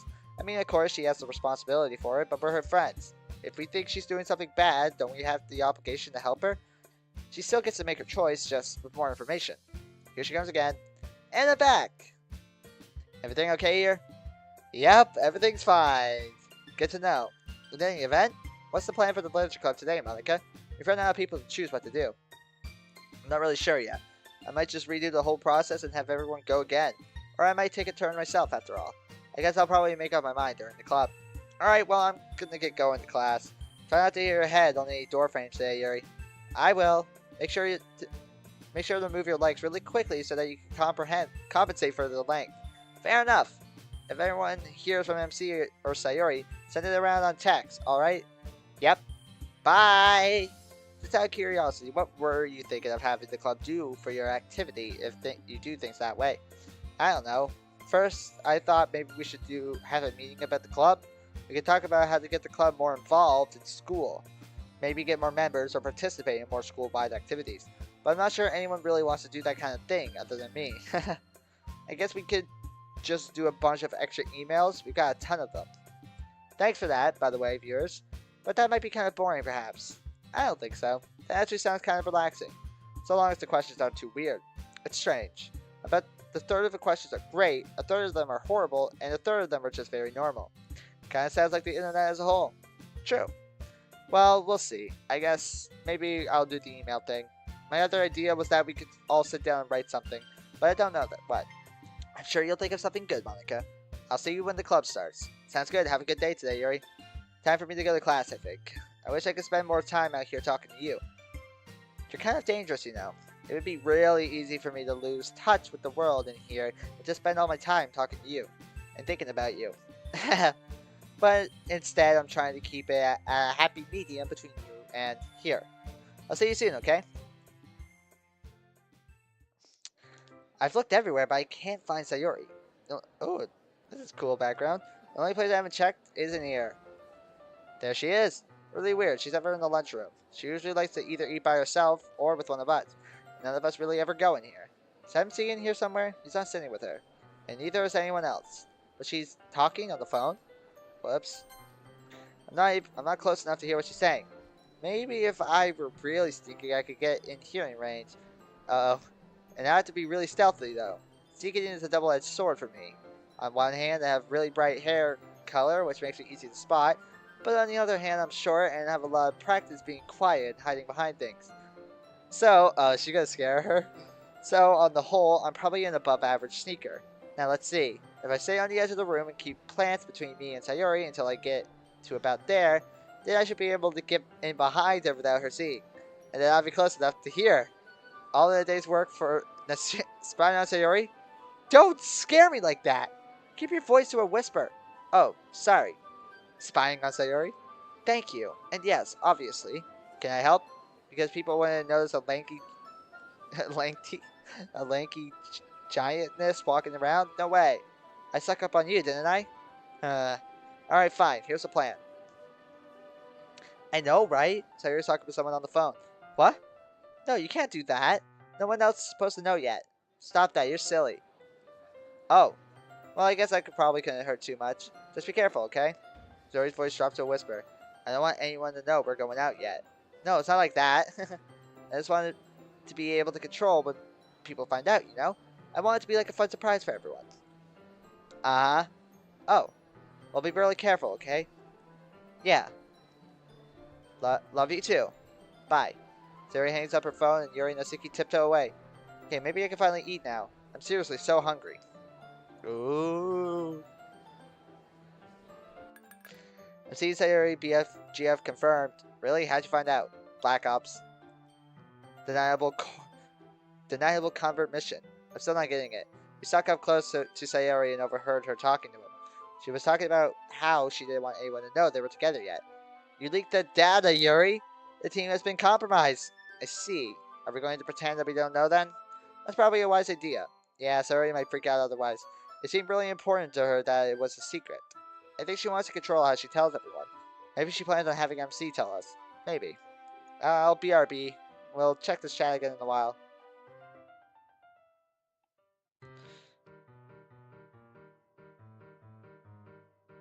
Uh-oh. Hi, Yuri-senpai. Hello, Risan? Is everything alright? Yes, everything's fine. It's just that you look, a little stressed. Yes, it's just that, uh, um, I just hurt myself a little bit in PE. So it sings a little. Damn, this piano's going hard. Oh, did you go to the infirmary? No, it wasn't that serious. Are you sure? If it's still hurting you, you should probably have someone take a look. No, I'm fine. I promise I'll go get looked at if I don't feel better soon. Alright. Take care, Yuri senpai. Phew. Oh, wait, Ri's a good one, isn't she? That was a close one. Oh, God! Oh, Yuri! Yuri! Bloodstains on the sleeve interiors are the worst. But one does what one has to do. Has to. Okay, gotta get this gauzed up before someone else comes in. Yuri, are you in here? Yeah, I'm here. Oh, there you are. Is everything okay? I thought everything's fine. I'm going to guess you came here because you vaguely sense some negative feelings. Yeah, we talked about this before. Negative feelings are going to happen to everyone. It's not always necessary to come make sure everything is alright. We have to be able to get through things ourselves most of the times. I know, it's just hard not to worry. I don't want to get used to ignoring bad feelings and pick up through the game. If I do that, and then something bad happens that I could have stopped, I don't know, it's just something I've got to calibrate, I guess. Have to let the small stuff go and intervene only when things are really bad. Believe it or not, a lot of people get by without a partially omniscient friend to save them whenever something bad happens. We'll be fine, Monica, and we're not your responsibility. But I know, but we're still not your responsibility, and you don't need to worry about the worst case scenario all the time. I know you're still dealing with some trauma, and it's not difficult to overanalyze. Just calibrate a little more towards letting us deal with our own problems, okay? Alright, that makes sense. By the way, you don't have to be so omniscient to know why you come to this area of the locker room. I have it under control. Like Natsuki has her smoking under control? I don't understand. When it comes to Natsuki's harmful addictive behavior, we do nothing. But when it comes to mine, you need to confront me about it? Try not to think about it as confrontation. I guess it's just my way of subtly reminding you over time. I know this isn't giving you cancer, but it is dangerous. And even though you're doing so much better now with your self-esteem, it's still a carryover habit from the time when you weren't, you know. Is this about you then? You don't like to remember back to a time when you were causing this kind of behavior? Oof. Oof. That's not fair. Look, I just don't want you to hurt yourself. None of us do. Yeah, I know. And you're right. That wasn't fair. And I'm sorry. I I wish it were really that easy to quit. It would probably be easier for Natsuki to quit smoking than for me to quit that. It's... How can I explain it? It's like having an itch that doesn't go away. Yeah, Yuri with the low blows, that's for sure. You can try to ignore it, but then something will brush up against it, like your clothes or something. And then the itch gets a little stronger and more irritating. And eventually you just have to scratch it. And then when you do, it feels so great. It gets very difficult not to. I see. I'm not telling you you have to stop or anything. I'm just reminding you that we worry about you hurting yourself. And that you should be careful. I understand. I'm glad you're looking out for me. It's not just me. I know. Now, if I could get a little privacy. I'm getting rather a lot of blood on my sleeve interior. I'll, leave you to it. Finally. Ugh. And now. There we go. Going to be annoying time cleaning this later. Ugh. And the reading will be pages 198 through 215. Okay, see you on Friday. Azuki, can I see you for a minute? Sure. The rest of the club shuffles out of the room. Azuki, I'm gonna hand these tests back on Friday, but you didn't seem to very well today. Just based on what I'm seeing here, this is a D plus or a C minus at best. In the last lab report we did, you got a C on. This isn't normal for you, Natsuki. Is everything alright? Yes, ma'am. Everything's fine. You're not a very good liar, Natsuki. Do you want to talk about it? Not really. You wouldn't really believe me if I told you all of it. There are two ways I can interpret that statement. One is that you have some really unlucky or extraordinary experience that you think people would not believe. The other is that you've been abused or victimized in some way you don't think I believe you. It's the first one, and I take it you don't want to talk to me about it. No, I'm pretty sure you think I was crazy. Well, I tried to have a fairly open mind.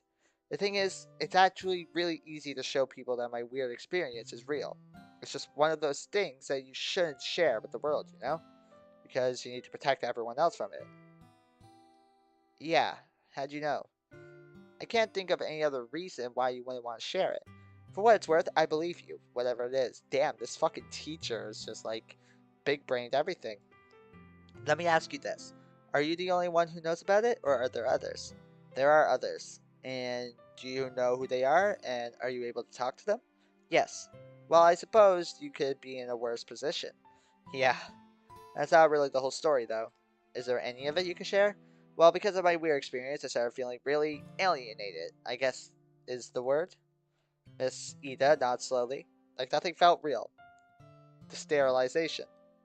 Whatever you want to call it. But it was really weirding me out.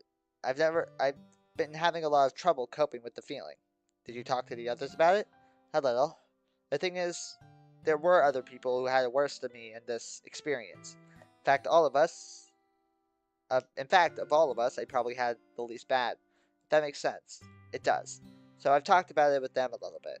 But I feel bad, like complaining about it to them too much, or using them like therapists. I see.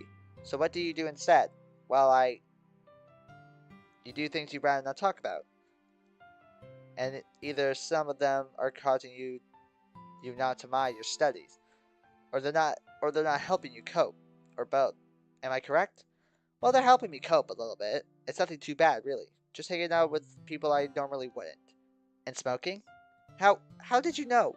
I just used to smoke myself. I recognize the smell from a mile away. And other people can't always smell it, even when you think they really can't. So you're probably safe, at least for a little while, except for the people who have smoked, I'd say. But maybe more people know than you think. Ah, dang. Am I in trouble for this?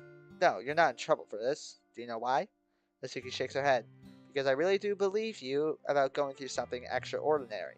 So probably the last thing you need right now is more stress in your life. Just keep in mind that lung cancer is not always something it's not something you probably want. Take it from an ex-smoker, it's really easy to wish you had never started, even without the lung cancer. Using your experiences to show that you're hip and with it to the kids? Something like that. Or at least your snarkiness is still intact. Anyway, here's the deal. I'm not going to write you up or tell on you for smoking, so long as you don't do it in a way that disrupts my class. It's not my problem. But I want something in return from you. What? You come to me if you ever need help dealing with your stress. Another way it becomes my business is if it affects your grades, and it has.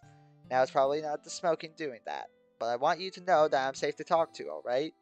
About whatever you want, and I won't judge you or think you're crazy for it. But you don't have to if you don't want to. You just have to know that I am an option. There, if you need me. Deal? Deal. Thanks, Miss Ida.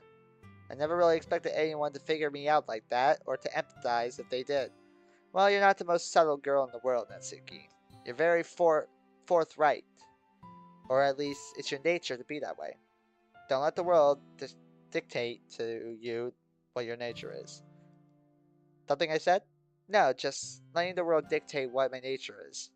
Forget it. Okay. Anyway, Natsuki, just try to remember who you are, and don't lose track of important things like your grades, okay? Yes, ma'am. Alright, head on out, and I'll see you on Friday. Damn, W teacher, what the fuck? W teacher!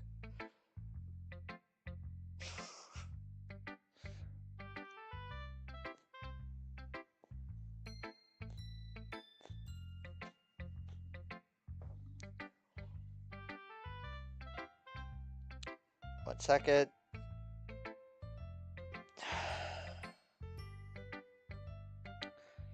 Ba-da-ba. Alright. Okay, everyone.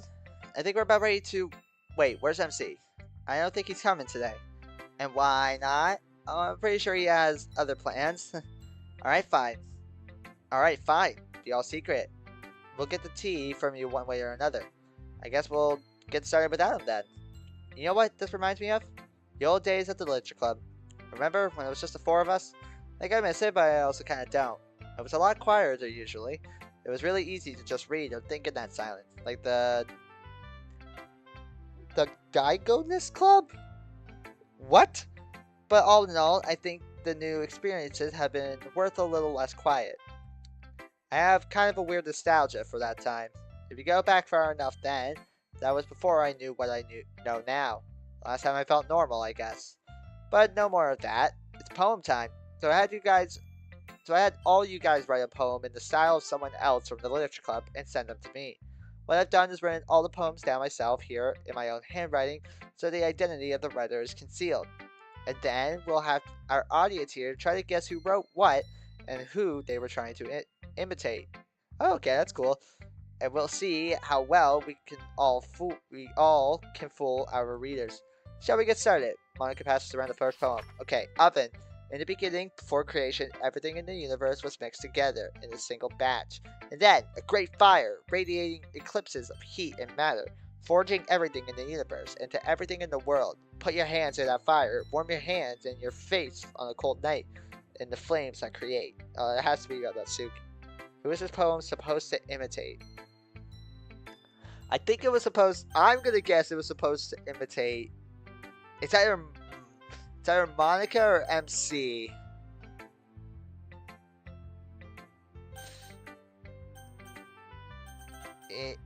Eeny, meeny, miny, mo, catch a tiger by the toe. If he hollers, let him go. Eeny, meeny, miny, mo. And who is the actual author of the poem? I'm gonna say Natsuki. The person whose style is being imitated here is Yuri. What? And the person who actually wrote the poem was Natsuki. Okay, I got that right. So you're able to figure out the actual author, but not who she was imitating. So, for all the shit I give Yuri about her poems, writing like her is actually pretty hard. You do have to have a pretty good vocabulary, which I wasn't really able to copy that well. And you have to be able to represent some simple concept with some ridiculously abstract metaphor. The concept being represented isn't always a simple one, you know? I like how that's your complaint, but you have nothing to say about the ridiculously abstract metaphor description. she's got you there, Yuri. Oh, sorry. Yes, let's carry on. I was about done anyway. What did you think, Yuri? Well, as you said, the word choice doesn't exactly sound right to me. It doesn't really unpack its main idea very much, so it's actually pretty short and to the point, like your poems actually are. But you did really well at writing a poem open to many different interpretations. I have my suspicions about what your interpretation is, but I like how we could draw our own conclusions about what is meant. Sounds like you did pretty well, Natsuki. Let's pass around the next poem and see if Ryan could guess this time. Where am I? Oh, what the fuck? Here I am. I'm made of code. Grr. I travel round upon a road. I see with eyes, I hear with ears, and now when I'm sad, I cry with tears. Okay, so Sayori had to write this, and it has to be about Monica. Or am I here, still made of code? 01. I travel round upon a trace. I see by reading, I take up space. Within a case that can be erased, somewhere in between am I, the colors that aren't real, that fly by. Still so beautiful, but when I cry, thinking of so many fears, I cry with perfectly rendered tears. Okay, I think this was written by Sayori. I don't know who it's imitating though. Now then, which style do you think this was supposed to be written in? Okay.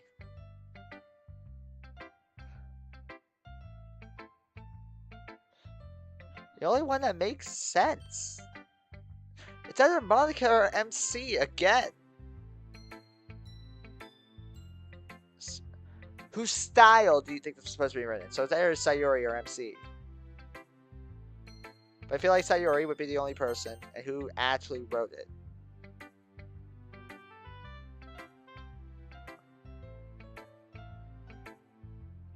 Okay, you got Sayori. Club member being imitated. It's me. Fuck! And the true author? Yuri! Okay, I got that right. You were able to determine the true author, but couldn't tell who she was writing like, huh? Sort of gave it away with the subject matter, I thought. Shit, she did! Oh, I'm so stupid. I also tried to replicate the style, not just the content. Was there any part of it that seemed especially hard to you? I always feel like one of the hardest things that Monica does that I can't is be really exact about what I say. Like, my poems always have a bunch of stuff in them that feels like filler. But all the words in Monica poems seem perfectly placed. Yes, that level of precision is very difficult for me as well. My poems tend to be more loose and atmospheric, and it takes a lot of words to build the kind of context I like my poems to have. It was very difficult to try and wean myself off of that and write like Monica. I'm not entirely sure I succeeded. I thought you did a great job, Yuri. I know you were focused on the form, but the content really spoke to me. I thought it was very much me for what it's worth. Thank you, Monica. You're doing pretty good at guessing so far, Ryan, but let's see how this next poem treats you. Whoops, whoops, you fell down, skinned your knees, slap a bandage and shake it off. Ha, you fell again? You're so clumsy. You landed in the exact same spot, and now you tore up the bandage too. No problem, put a bandage on top of the bandage. Get up and take a deep breath. Keep walking. Just keep falling, again and again, bandage after bandage. Don't worry about why you're falling, just keep putting on more bandages, until the stack of them reaches to the sky, and you can't walk at all.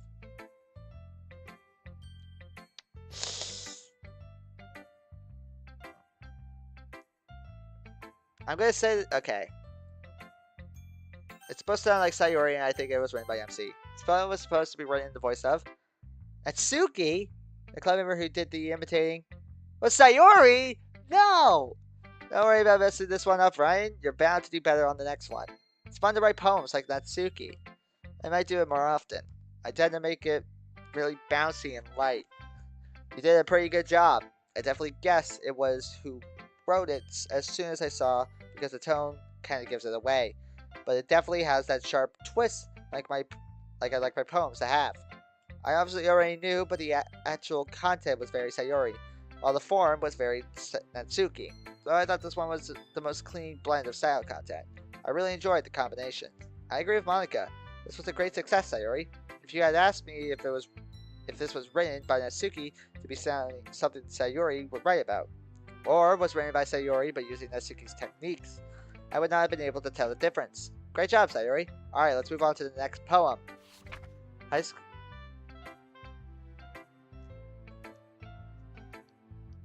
Oh. Okay, high school nursery rhyme. 1, 2, buckle my shoe. 3, 4, look at the door. 5, 6, just for kicks. 7, 8, get confused and wait. 9, 10, lost again. 11, 12, question yourself. 13, 14, just keep working. 15, 16, lots of caffeine. 17, 18, figure out dating. 19, 20, now I'm ready.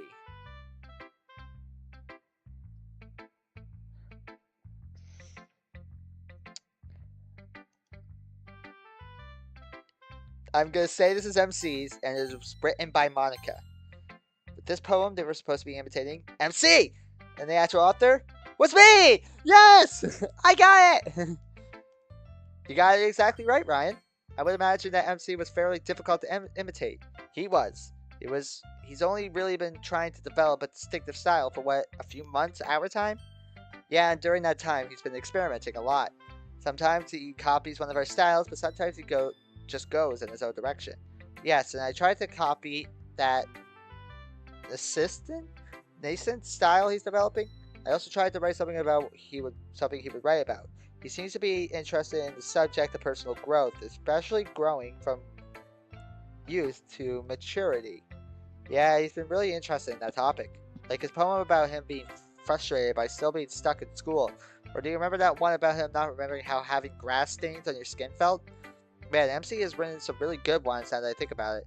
And it's about some really unique, cool stuff. Jeez, you're such a fangirl. I just genuinely like those poems is all. Well, I'd say you did a pretty good job, Monica. I could definitely believe that this had been written by MC. Some of the rhymes are a little forced, but that's something MC does. Yes. Alright, that's about it for poems. That was really cool. Wait, shouldn't there be one more poem? Not that we need to guess about who's involved. This one would be written by MC, but in Sayori's style. I didn't get a poem from MC, and he's not here today. So we actually already had it narrowed down in the last one. The only person who could have been intimidated in the last one was just MC, and the only possible author was just Monica. Yes. Oh, well, don't take it away from me. Alright, I do have an idea for something we could do as a club today, but it's not going to take long. So let's get to our emails for this week. We have a pretty big backlog, so we're going to do a few extras today. Not that I want any of you to stop emailing. You've been great at sending in questions. If you want to send in questions, send them to lit.club.prez.monica@gmail.com. let's get started. Hi everyone, hope you're all doing well over there. So many of us care about you and support you. My question for everyone is, what's a weird talent that one of the other club members has that we wouldn't know about? Ooh, that's cool. That's a good question. Ooh, good question. Thank you, John. We really appreciate all the love and care you all have shown us these last few weeks. It really means a lot to us. One quick point to make. Make sure you're careful if you use your signature in your emails to us. John accidentally left his whole name in there. Now, I'll always try to edit out any personally identifying information I find. But I'm not perfect and I don't want to accidentally dox you. So just make sure you protect yourself on top of my protecting you, okay everyone? On with the question. I'll go first. Natsuki is weirdly knowledgeable about medicine and first aid. I think she actually has a copy of Grey's Anatomy. And sometimes, if you're talking about some medical topics, she'll just randomly jump in with expert level knowledge. It's all true. Are you maybe thinking about becoming a doctor or something like that? Nah, not really. I don't think I'd want to deal with that kind of stuff on a daily basis. I just like really having the knowledge. It could be super useful in a pinch. Which reminds me, Yuri picks locks. Yuri picks locks? That's sick. Isn't that illegal? No. It's only illegal if you do it for an illegal purpose, like without consent on someone else's lock or to steal something. I never pick locks I'm not supposed to. Interesting. I can see how it would be useful. What got you into this? Sometimes I choose new hobbies or skills to learn that challenge my weaknesses. I've never been very good with fine manual dexterity, so I tried lockpicking because it requires it. How did Natsuki find out about this? I locked myself out of my locker one time. Yuri saw that and I was having trouble, so she came over and said, "Let me try." And I was like, how are you going to do any better? You don't have the key either. But by the time I had finished saying that, the door was open. She wouldn't tell me how she did it at first, but I pried and eventually found out. Your turn to tell us about a secret talent, Yuri. I guess mine should be about Sayori to keep the chain correct. I'm not sure if this counts as something surprising that you might not already know, but Sayori is exceptionally good at detecting deception. If she played poker, she'd be very, very good. When she says someone's lying or telling the truth, she's basically always right. I'm not that good at it.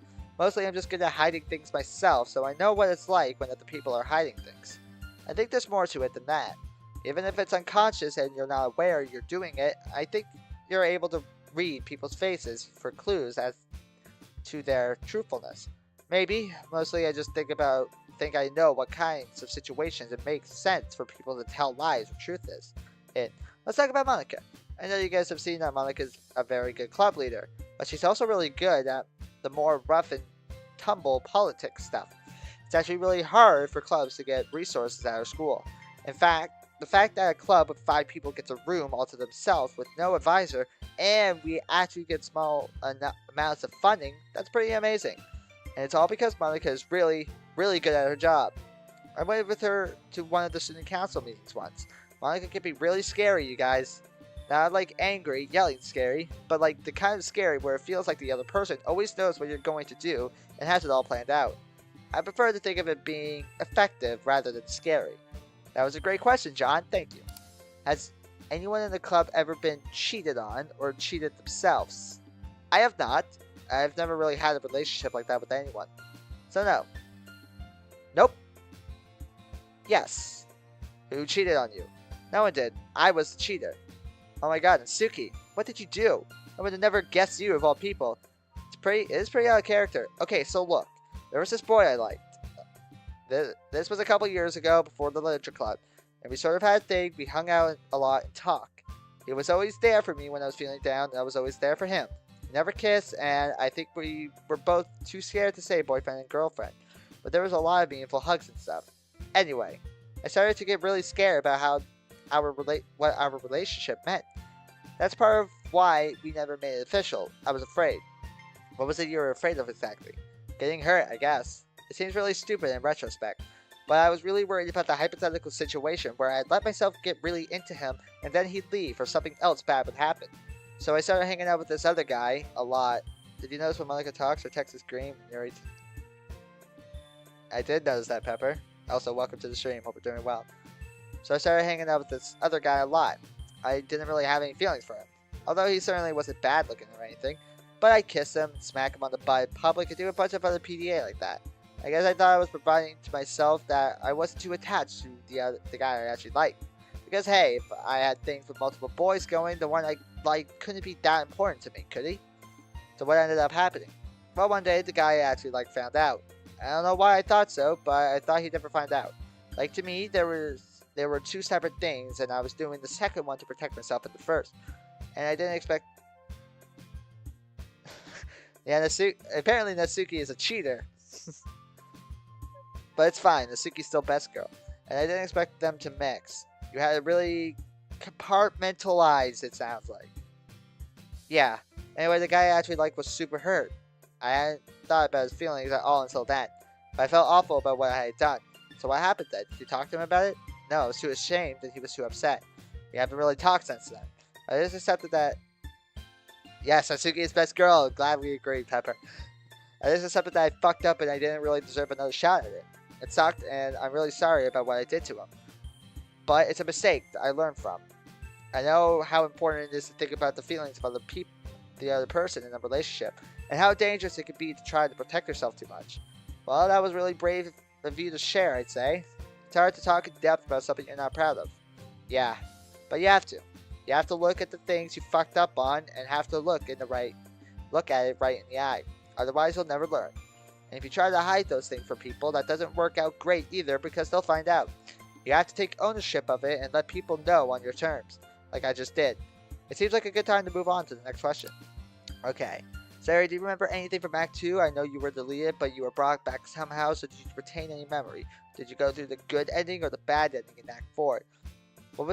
Malika, what was it like in Act 4 for you? Obviously, you were still there, even though you had been deleted. What did you experience? Man, couple of really heavy ones in a row. Sayori, do you want to go first? I sort of remember what it was like when I was gone. It was a lot like a weird dream. I wasn't aware of who I was or what I was, really. I was just kind of there. I couldn't really tell you what it was like exactly. Something like Monica's Save Me poem, just things drifting by. When I came back after Monica left, at first things seemed normal, but then I started to understand what had happened, including the hanging. And it was only then that I started to make sense of that weird dream I thought I had. As to your other question, I've been through all the endings. The good one, the bad one, the one where I randomly become aware of what's happening at the very beginning of the game. That was awful. Oh, I know that ending. That ending sucked. That ending sucks. Where you, at the beginning of the game, delete one of the character files. That one is like such a creepy fucking ending. And this one, which is nice because it's not an ending at all. Basically, for us to get where we are, everyone had to go through the experience of this game several times. So we've got all the memories incorporated into ourselves. What was it like for you in the last part of the game, Monica? I'm assuming they mean the normal ending. All I remember is that I was talking to the player and then suddenly I was aware of Monica being there controlling the game and taking it away, even though I couldn't see her at all. So all that time when the game was shut down, but I was still conscious. I think pieces of me must have been getting into other files in the game. Somehow after I was deleted, I was still vaguely aware of what was happening and I still had some control over it. That's how I was able to talk to the player afterwards. Right at that moment, I felt awful. Like I was the cause of everything terrible that had happened. I kind of hated myself. I thought maybe if I just restarted everything without me there, that I would let everyone have a normal experience. And I could pay penance for what I had done by suffering through being aware of the game, but not being in the game. I didn't understand that if I wasn't there, Sayori would become the president and would then know what was going on. Once I saw what was happening to Sayori, I knew I had to jump in and stop everything. Otherwise, Sayori might have hurt herself, or the others, or the player, or me. Anyway, after that, it felt like I couldn't do anything right at all. And it felt like the literature club was this horrible cursed thing that it would be better had never existed. So I got rid of it, or at least I tried to. But just like I was still there after I had been deleted, it turns out that there was a way to reconstruct everything. And it was just me and Sayori there for a long time, trying to decide what we should do. Trying to work through our issues. Yeah, that took a while. But that's all a story for another day. Let's see if we can get a more lighthearted email going, huh? Question for all the girls. If you had a serious, dedicated romantic relationship with someone in the club other than MC, who would it be with and why? It's definitely more lighthearted.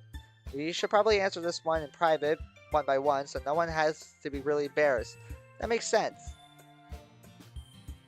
Oh, with one of the girls, okay. Everyone but Monica backs away, respectful distance. Okay, so my answer is Yuri. I'm really attracted to intelligence, and Yuri's very intelligent. Sometimes she overdoes it a little bit, and it's kind of a show off, it's true. But she has a good heart, and she's genuinely an interesting person. It doesn't hurt that she's also very physically attractive. Also, even though my answer is Yuri, I really had to consider Sayuri. I really admire her positivity and her willingness to sacrifice for others, which is why she's the vice president. Even though she goes too far with the self-sacrificing sometimes, but she's wonderful to spend time with and is very fun, so if it weren't for Yuri, it would be for Sayuri. As for Natsuki, let's just say that I'm glad we're friends. Okay, who's next? Oh, I'll go. Natsuki looks back to make sure everyone's far away. Okay, don't tell anyone this. I know this is like the meme or whatever, but it's Yuri for me. Sayuri is a close second because she's super cool and fun. But me and Yuri, we had that whole frenemy, yin-yang, opposites attract thing going, you know? And that is totally hot. I would totally be the caring, protective, older one too, and she would be the young, naive, fragile one. Even though, whoa, that's so weird because she's the tall one and you're the short one. So yeah, Yuri. Your turn, Sayuri. I still haven't made up my mind. Who am I kidding? It's definitely Natsuki. Hey! I love the forthright way she lives her life. And she's always so funny and nice. Actually, a lot of it is probably that she's always looking out for me also. She's already making sure people don't... Lesbians. She's always making sure people don't hurt my feelings and that I'm okay. So she'd probably be a good choice for me. I guess that leaves me. Finding it difficult to pick between Natsuki and Sayuri. Natsuki is the one I have more raw... I meant not. Hey, I've said it so many times. If I was a girl, I would be a lesbian. Men are disgusting. Natsuki is the one I have more raw attraction to. Oh, brain, why would you think of that stuff to try to make me upset? Shut up. Our interpersonal dynamic is a lot of fun, but to be honest, I'm not sure it would be the most stable long-term relationship. I feel like we fight a lot, so I think my choice would have to be Sayuri. She's the kindest, least judgmental person I've ever met. She loves everyone and everything. It's so nice to be around someone you know will always accept you. I think that's what relationships are supposed to be about. So Sayuri for me. Guess we're all done with that one. Next email. For Yuri, the lovely Lavender Lass. What was that book you were reading in episode 2, and what was the one in episode 3? It's the same book. It was the same book each time, actually. It's Blood Murdered by Cormac McCarthy. I really recommend it. It's very dark, but if you're into that sort of thing, you'll love it. The only trouble is that, like a lot of McCarthy's writing, it's a little bit inaccessible and demanding. I recommend you start with his book, The Road, if you're new to reading his stuff. But if you jump right into Blood Bedridden, it's quite a ride. I actually finished it not too long ago. I'm considering rereading it right away. But there are so many books I have waiting for me, so we'll see. Thanks, Violet. I guess. Normally that would be about where we stopped the emails today, but you all have sent in so many, and I feel bad not replying to more of them. I feel like I'd be a good lesbian too. So we'll do a few more before we stop for the day. Next one.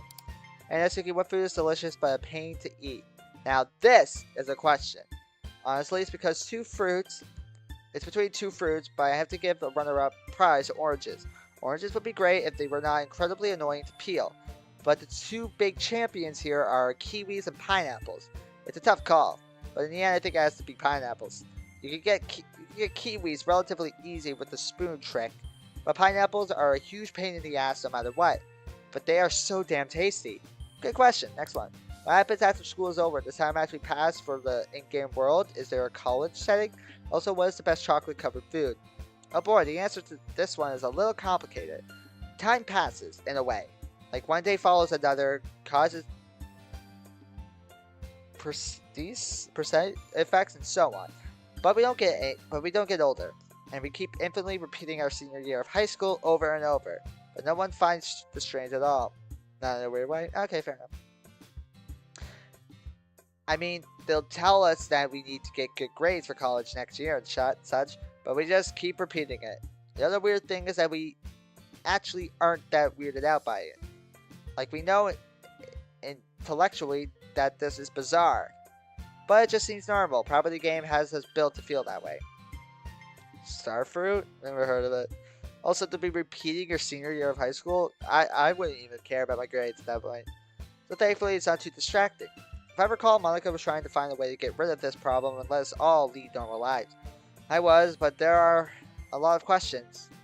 And I have to mess with the world. Bat. You have to peel off all the skin and get the seeds after you cut it. No, wait, pomegranate. No, pomegranate! And I probably have to tamper with whatever in our character files makes us okay with just endlessly repeating high school.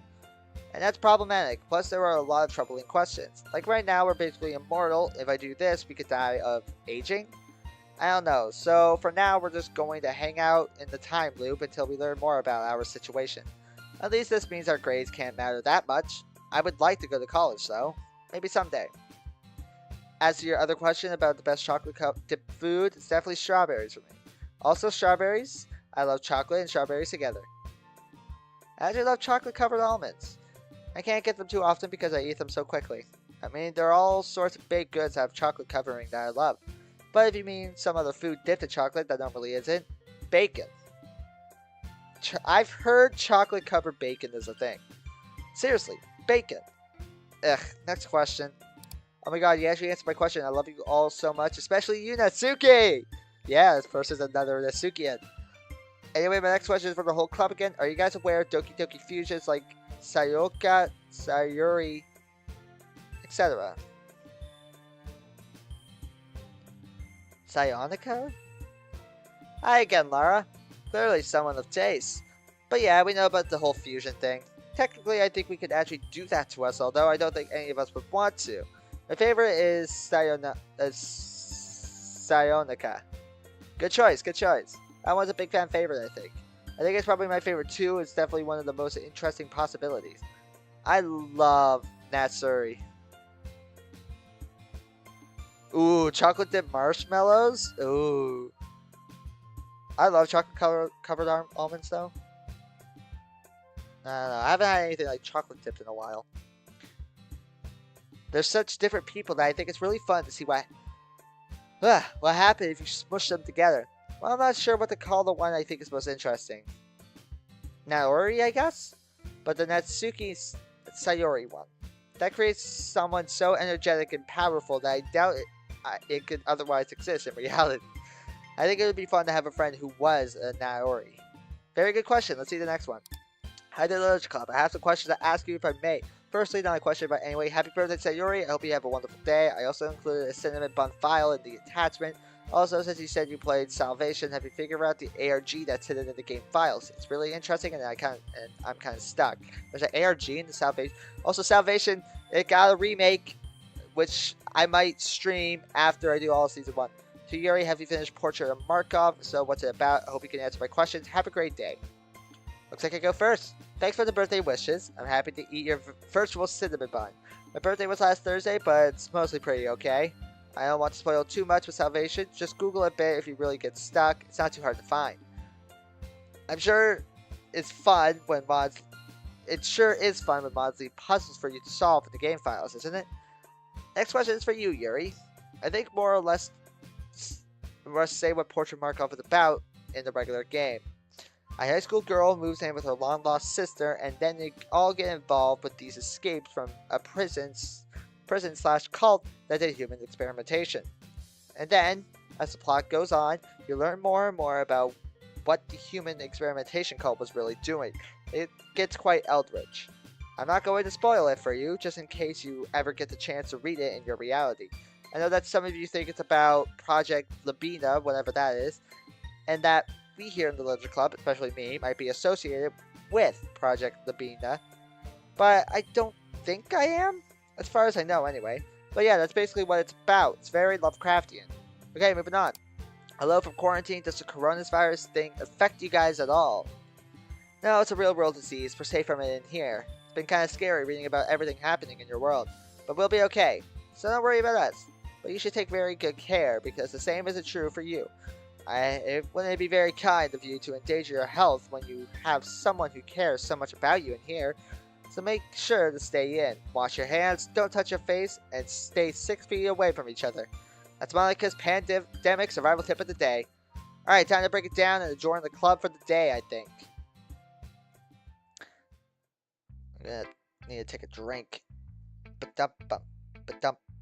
Ba-dump bump. Ba-dump. Let me just check. Wow, no response. What a surprise. Okay.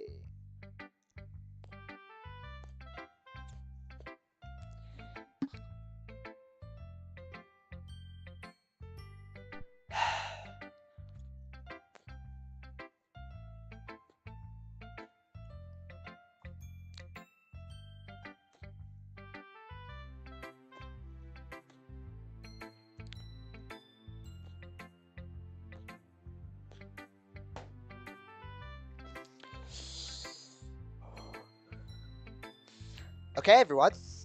Don't forget that next week is spring break, so no club meeting. That goes for all of you watching too. We won't see you again until April 15th, 2020.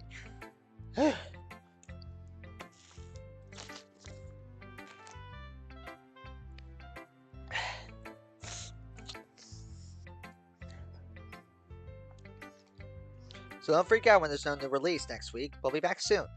So for next time, since we have a little bit longer, we're going to do something besides poems. As I think you guys know, Yuri found a way to clearly extract the assets from our game without any of the sentient characters being impacted.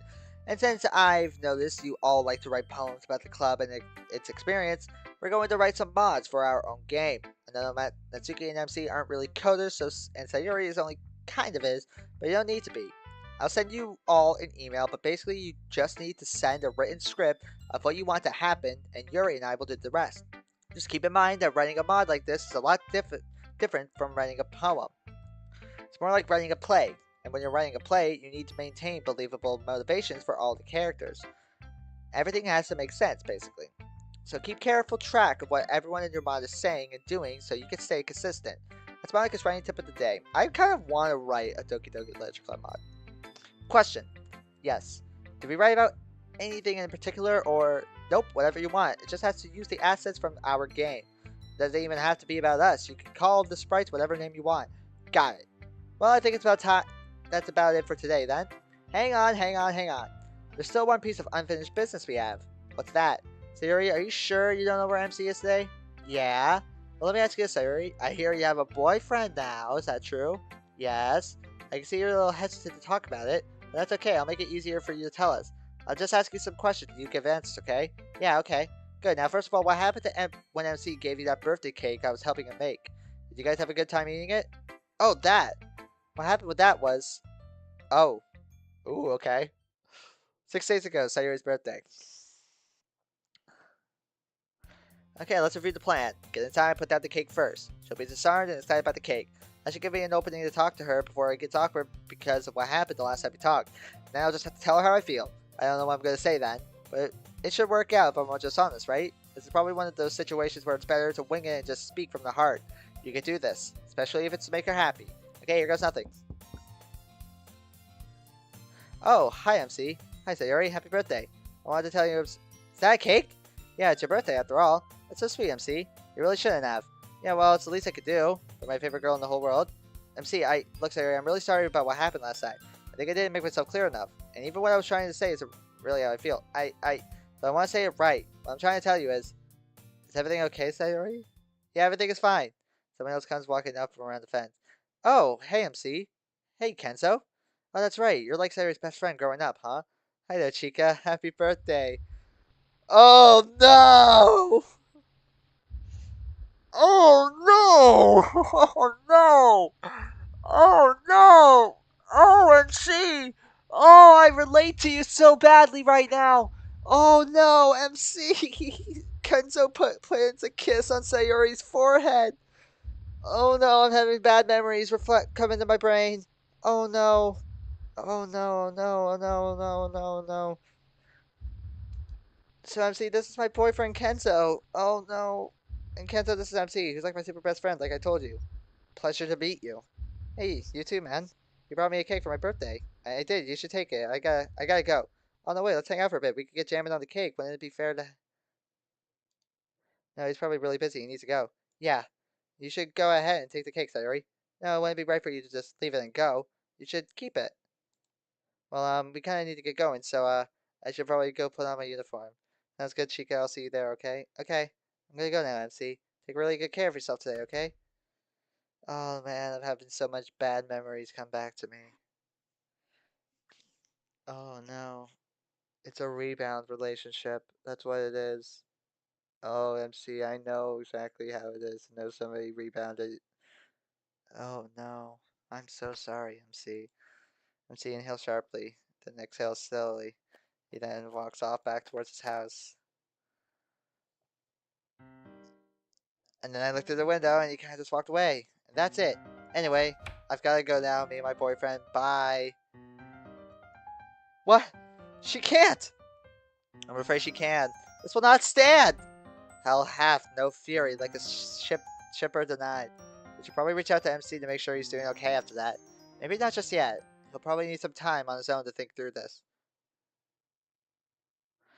Oh, he dropped the cake. Oh no. Oh no. I know I wouldn't want to talk to anyone else for a while if I went through that. Oh. That's all for now. Oh fuck, I might need to do the next episode. Make sure you email at led.cloud.prez.monica@gmail.com and keep those questions coming. Oh, that's so sad.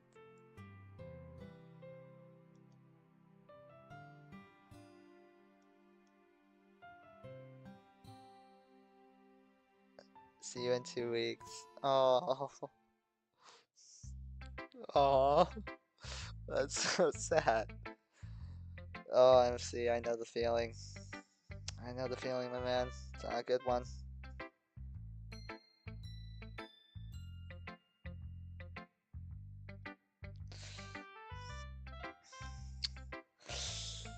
Yikes.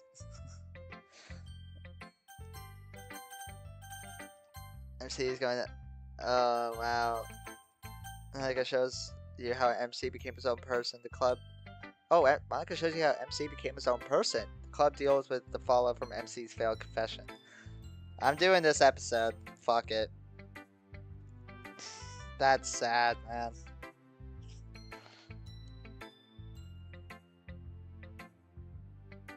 Sad and relatable. Fucking 4 months have gone by and it still doesn't hurt any less. Well, it hurts less, but I need to stop talking about that situation on stream because I like to watch back my streams and hearing myself talk about it doesn't do me any well.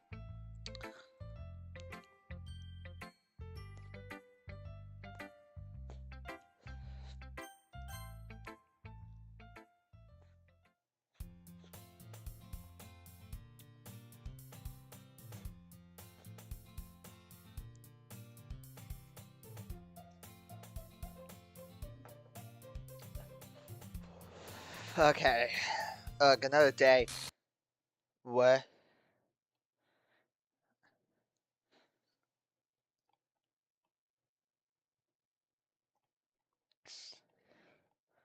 Hi, Ryan. Oh, I forgot. It doesn't play any music in here unless I tell it to.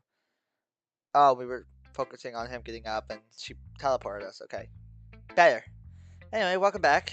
Hopefully you enjoyed our spring break. Hopefully you enjoyed our spring break more than some of us did. Honestly, we probably really needed a break, especially after everything that happened with MC and Sayori.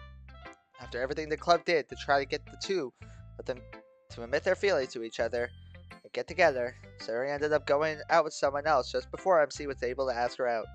I wonder what do you think of Sayori's situation? Yeah, it is.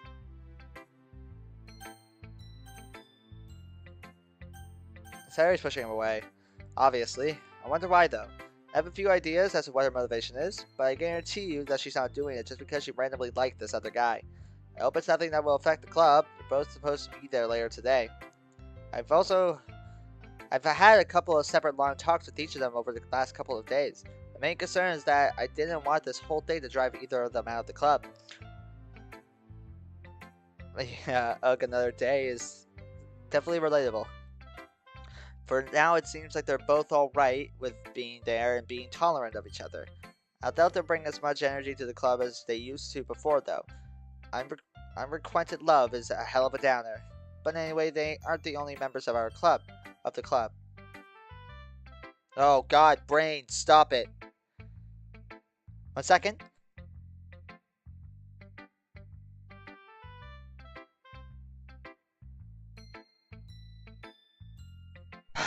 Okay. Yuri has been doing pretty well, it seems. Mostly, anyway. She's really enjoying the club and writing poems and seems to be dealing weirdly with everything that's happened. How do you think Yuri's doing so far? New self-confidence and depression? I wish she stopped cutting. Spit on my monitor. She's doing really well at understanding others. Interesting that she's into coding DDLC mods. Yeah, she's been into that ever since she learned about this being a game. I guess that makes sense. She thinks that learning more about modding the game will help us understand how to safely manipulate our own reality. And that might be true. She also wants us all to use it for creative expression. I have to confess, I am pretty interested to see what other mod ideas we all might produce. I wonder if doing all this modding work is how she's coping with the trauma, because I still can't believe how well she's managed the emotional fallout from finding out about everything being a simulation. Although in retrospect, I should have predicted that if anyone would do well with that idea, it would be her. Actually, if you had asked me that question before all this happened, I probably would have said I would do the best. Guess I proved that wrong though. Honestly, it's not just the abstract idea of it that worries me. It's the way it feels. Like on an intellectual level, I understand what's happening in the theory, and in theory, it should make a big change in how I act or think or live my life. But the feeling of unreality is palpable. It's too strong to just reason away. Like imagine you were standing up right now and held your arm out in a T-pose, and then someone built around you a metal cage that exactly fit your body so that you were trapped in the T-pose and couldn't move. And sure, there might be holes for you to breathe, and maybe people bring you food and water. But imagine being completely unable to move like that, even to wiggle a finger. Oh wow, okay, I feel like I would go crazy. Even if you knew intellectually that you wouldn't die or anything, you probably still panic, right? You freak out. I know I probably would. That's kind of like what I was going through and what it felt like. Those same feelings of blind panic and horrifying restraint. Maybe not as bad as being physically tampered, especially now that I've gotten some kind of a claim to it. But in the beginning, it was really awful. It was torture. Anyway, let's talk about Natsuki. I haven't talked about her yet, right? She's going through some interesting changes recently, hasn't she? Trying to break in with a popular crowd, losing track of her studies, smoking. I still can't believe she started smoking. Hopefully she stops soon. What do you think of Natsuki's recent adventures?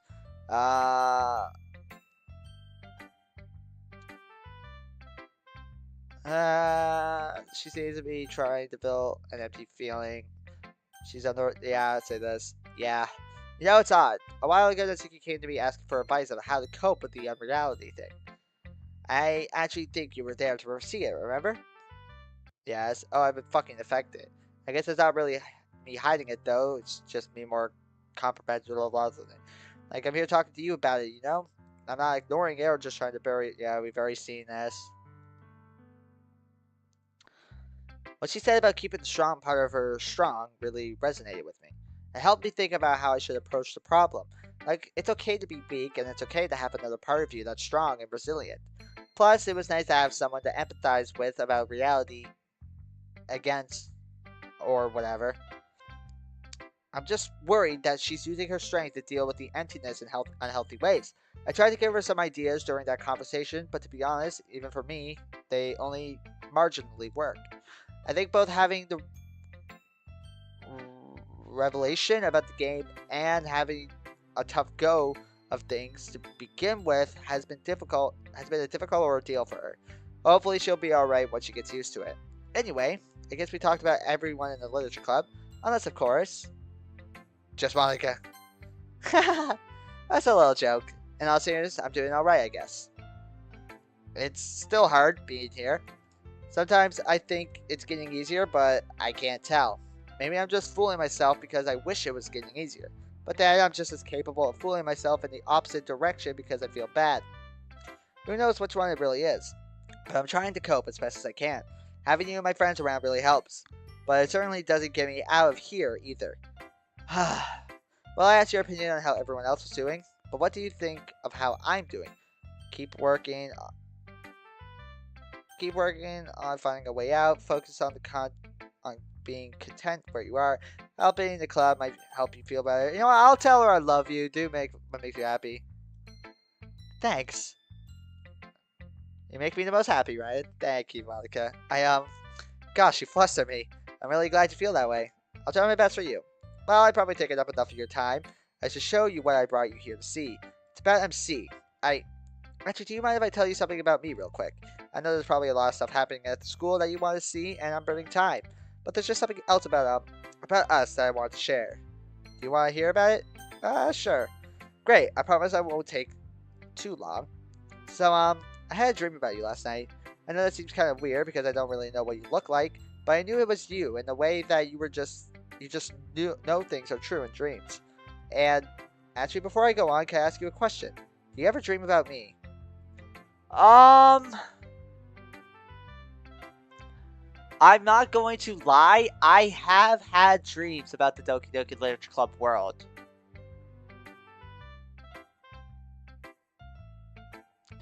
They don't happen often. Like the last one I had was probably months ago, but technically, yes. Hehehe. I won't ask you what kind of dreams. After all, I should let you keep some secrets to yourself. But I'm happy to hear that you do dream about me. In a way, that means I've already achieved my biggest goal. Because if I'm in your dreams, that means I sort of exist in the real world. Maybe there's a reliable way.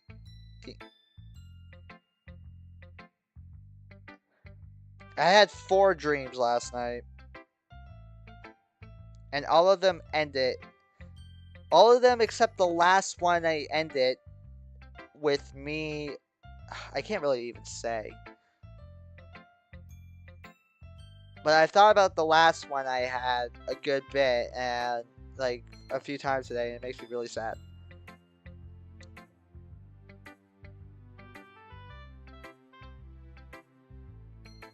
It was about a certain person. All 4 dreams had to deal with a certain person.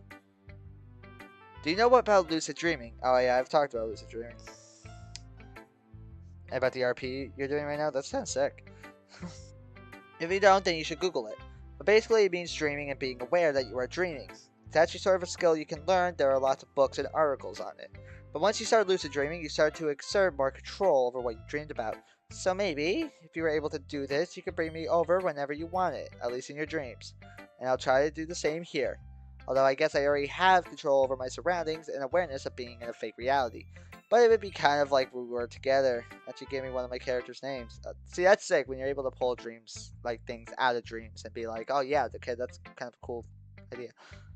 Anyway, just something I wanted to bring up with you before I forgot. So, back to MC. You remember how I told you that everyone had to learn about the truth of our world? I'm pretty sure we talked about how that came about.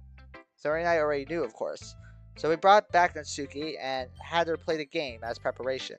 And then we had her become the president so she could experience everything directly. And then we did the same with Yuri. And then, well, at first I thought that was it. MC is just meant MC just meant main character, the playable character. That wasn't anyone beyond you. But, well, I can show you. Import replay. Call. Oh, that's. Oh. Can you still hear me? Click OK if you can still hear me. Okay, good. This is basically like a replay of past events, but I could still talk to you by hijacking the narrator voice. I should look to you like a disembodied, italicized first-person voice now, I think. That way you won't confuse me with the replay Monica is saying. It's weird in here, by the way. Hard to describe it. Anyway. Oh, this is so cool. So what now? We had just finished giving Yuri some time to process. She said she was okay, but, well, we were a little concerned about how she would react, which is why she went last of the four of us. But like I said, I thought, hey, at least we were done with the trauma of getting everyone in the know-how. Know now. Okay, been to the break one. I'm so sorry. I killed you all. I killed you. The only friends I had. I'm sorry you have to see this. It's a pretty rough time for me. For fuck's sakes, Monica. This is like the 20th time you had a breakdown. We yelled and screamed and cried enough. I honestly cannot deal with another emotion fest where we talk about anger, betrayal, and death. And then we all talk about our feelings for infinity and a black void until we're too tired to keep talking. Speaking of which, can we please go somewhere normal? I don't want to deal with this place right now. Yeah. I guess at least it's over now. You all know what happened. There's no one left to hide from. In a way, I'm just glad it's done with and we can move on. I hope you all don't. Wait! What about MC? Sayori. I don't think that MC was really a part of the world. He was just a player character. And I think he's gone now. That can't be true! He was a real person. My best friend for my whole life. Those are just memories the game put there, Sayori. I'm not sure the MC you knew ever really existed outside those memories. But he never died. Nothing ever happened to him. No, but he kind of just stopped being there. And as the game went on, he got replaced by the player character. And now that we're just floating around the game script, there's nothing there. He can't be gone. He can't. I still had so much I wanted to say to him. Is there anything you could do, Monica? Like, what if we elected him club president? What about it, Monica? I I don't really know what would happen. It could be dangerous. Please. Alright, Sayori. Here goes nothing. I move that MC be elected club president. Seconded. Any opposed? Motion carries. Oh.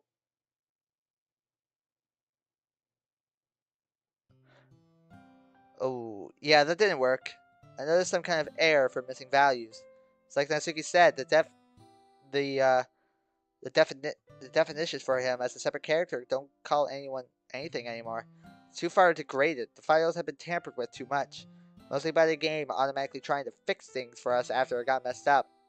Couldn't we just do a clean restart of the game and get him back that way? We could, but then we'd wipe our own memories. Everything would happen the same way, and we'd be right back where we started. Unless... You have an idea, Monica?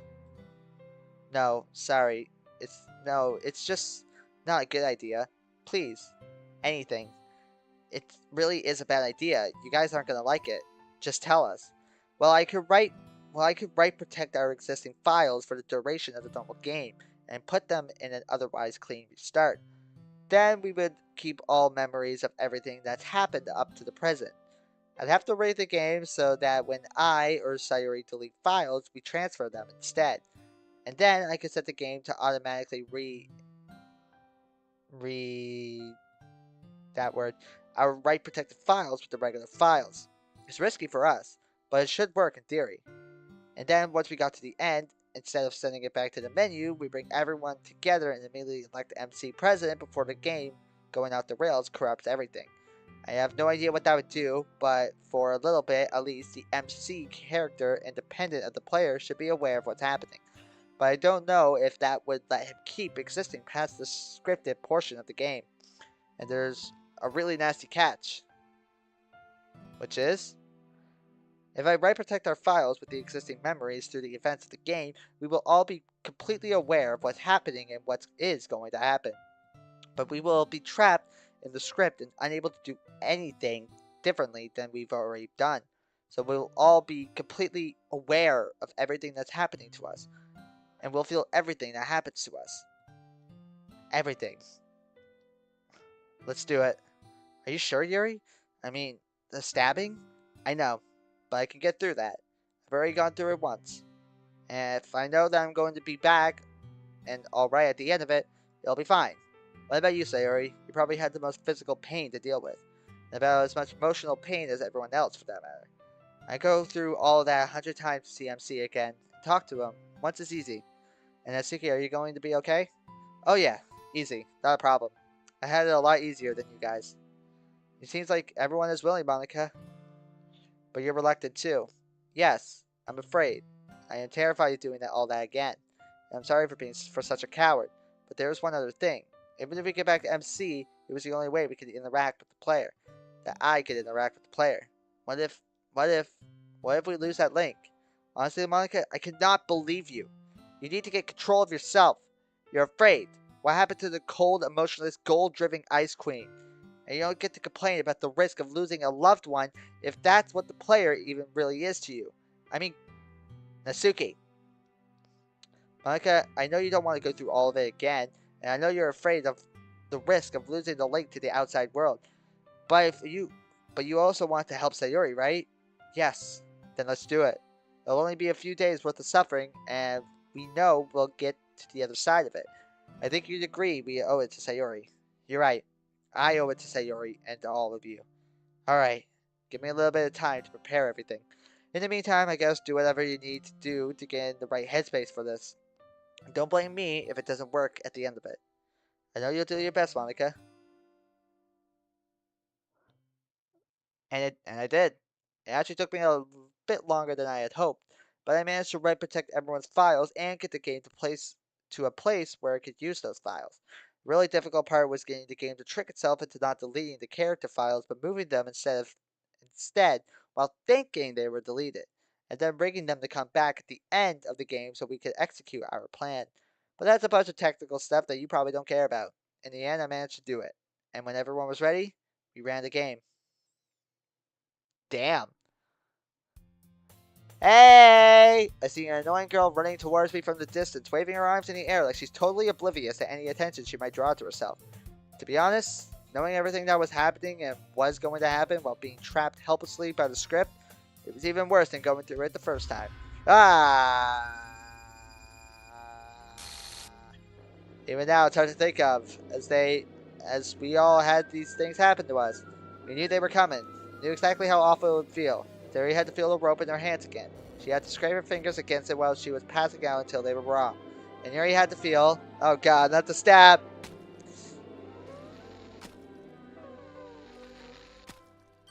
Oh, not the stab!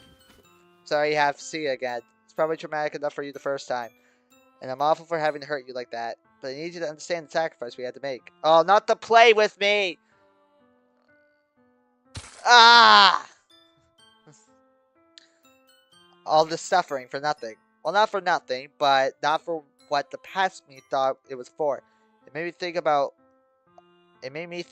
all of it, you know? When I went through it the first time, I didn't have to experience any of what happened to everyone else. For me, it was just, whoops, I guess I messed up with that integer too much. Let's try to patch things up. Whoops, there goes Sayori, and then Yuri. I didn't have to experience what it was like for them to die. But now I had to see it over and over again to make things right. Part of my penance was for what I did, I guess. So it brought home the enormity of what had happened. But that wasn't all I had to go through, of course. Blah, blah, blah. What's happening? Player name, what's happening to me? It hurts. It hurts so much. Help me. Please hurry and help me. Help me!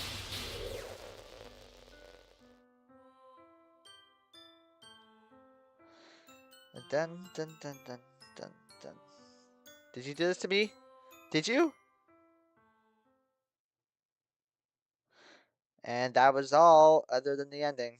Fortunately, I had a way to just loop both the endings together so that MC could know about both of them, without us having to go through all that twice. All that was left was to see if it would work. Then my final goodbye.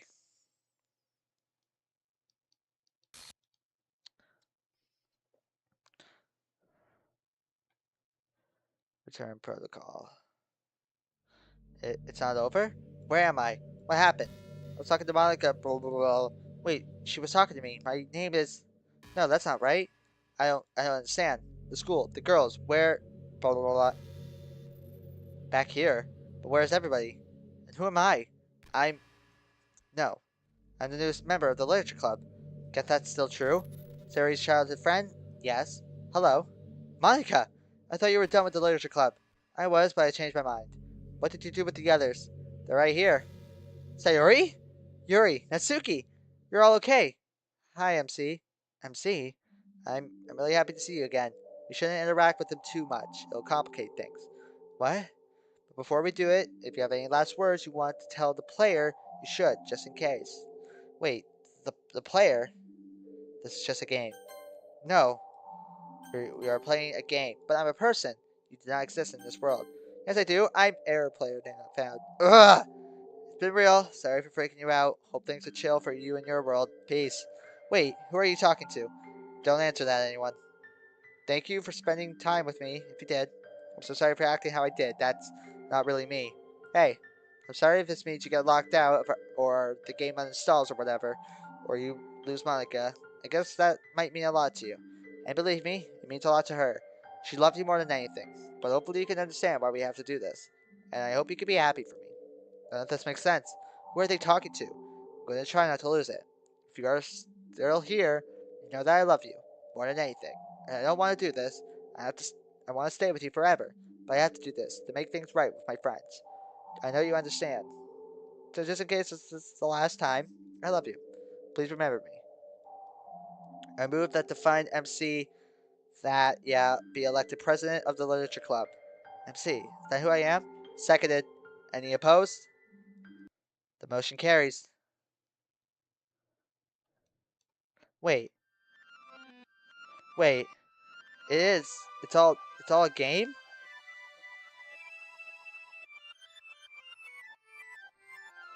I was just a way for the person on the other side of Monica's wall to see in? I was just a player character? The protagonist? The main character. That's what MC is supposed to stand for. But that's not right. That's... Ow. I'm more than that, aren't I? I do exist in this world. I have interests and thoughts of my own. I am a person. I have a personality. I have friends. And... her. I've known her my whole life. She's always been there for me. And I've always been there for her. I can't stop being there. Ugh. Yes, I am real. I have to be real. I do belong here, with her and the rest of them. MC isn't main character. Not anymore. That's just my name. Always has been. Always will be. At this point, the game was trying to make sense of what we had done to it, but making its own internal definition of MC, the president we had, giving it a contraction that it was trying to resolve. The MC was supposed to just be a window to the with minimal personality for the player to use to enter our world. But by making that character president, he got to make it. He got to make his own choices about his reality in the game, and he chose to exist with us as his own person. Okay, that's cool. That is really cool.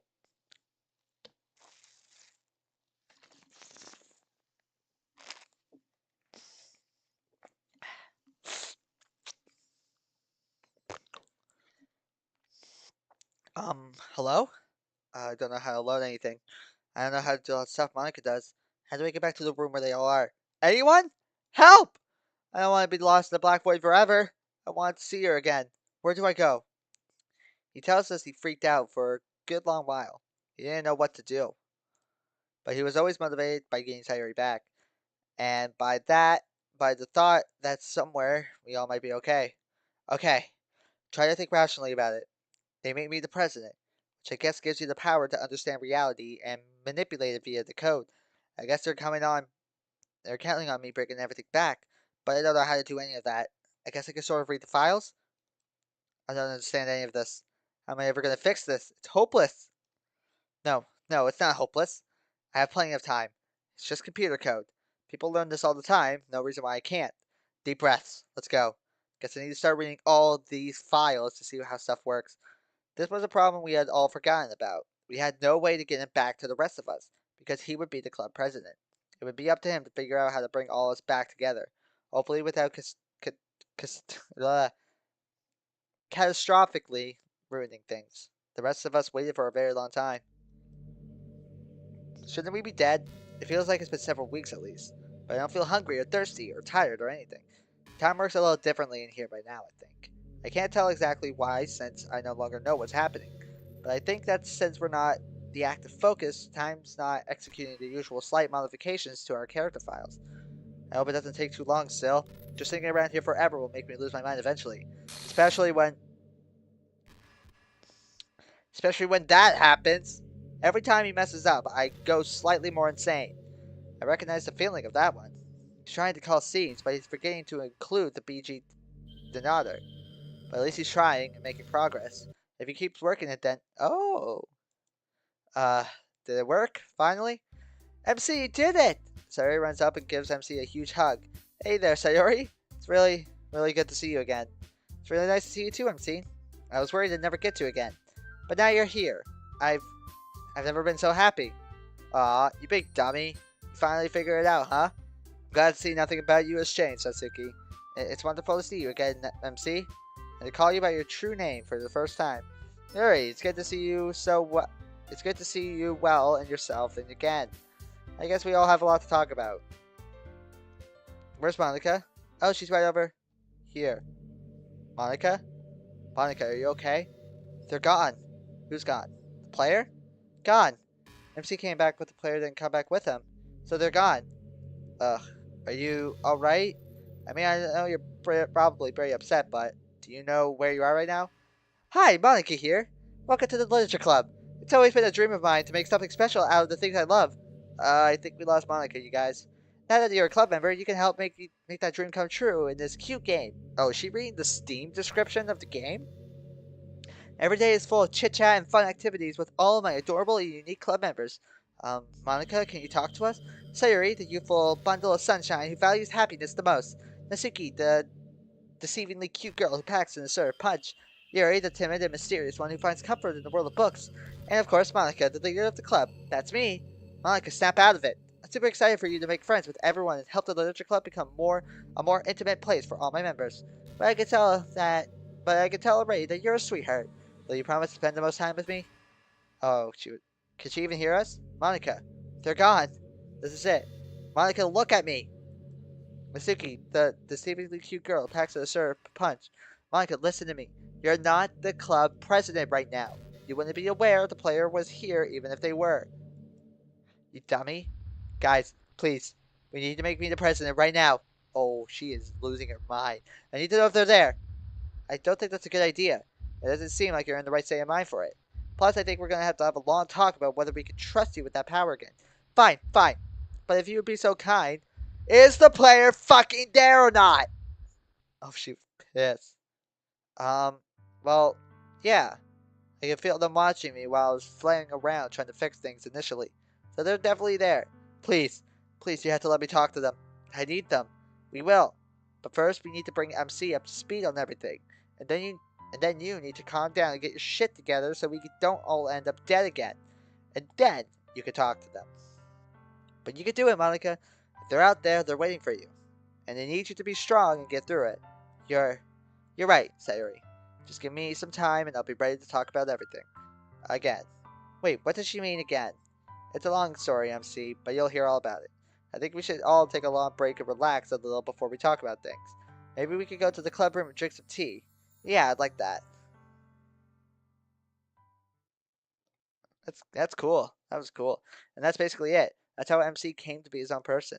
The others like to say that he freed himself, which is a pretty good way of putting it. But I want you to know how important MC is to all of us, and how much we had to go through to get him back. I had to risk losing everything, including you, and we all had to torture ourselves knowingly. And now maybe you understand a little more about how important Sayori is to him. I hope, even more than she was before. And why the situation they have now is so awkward for everyone.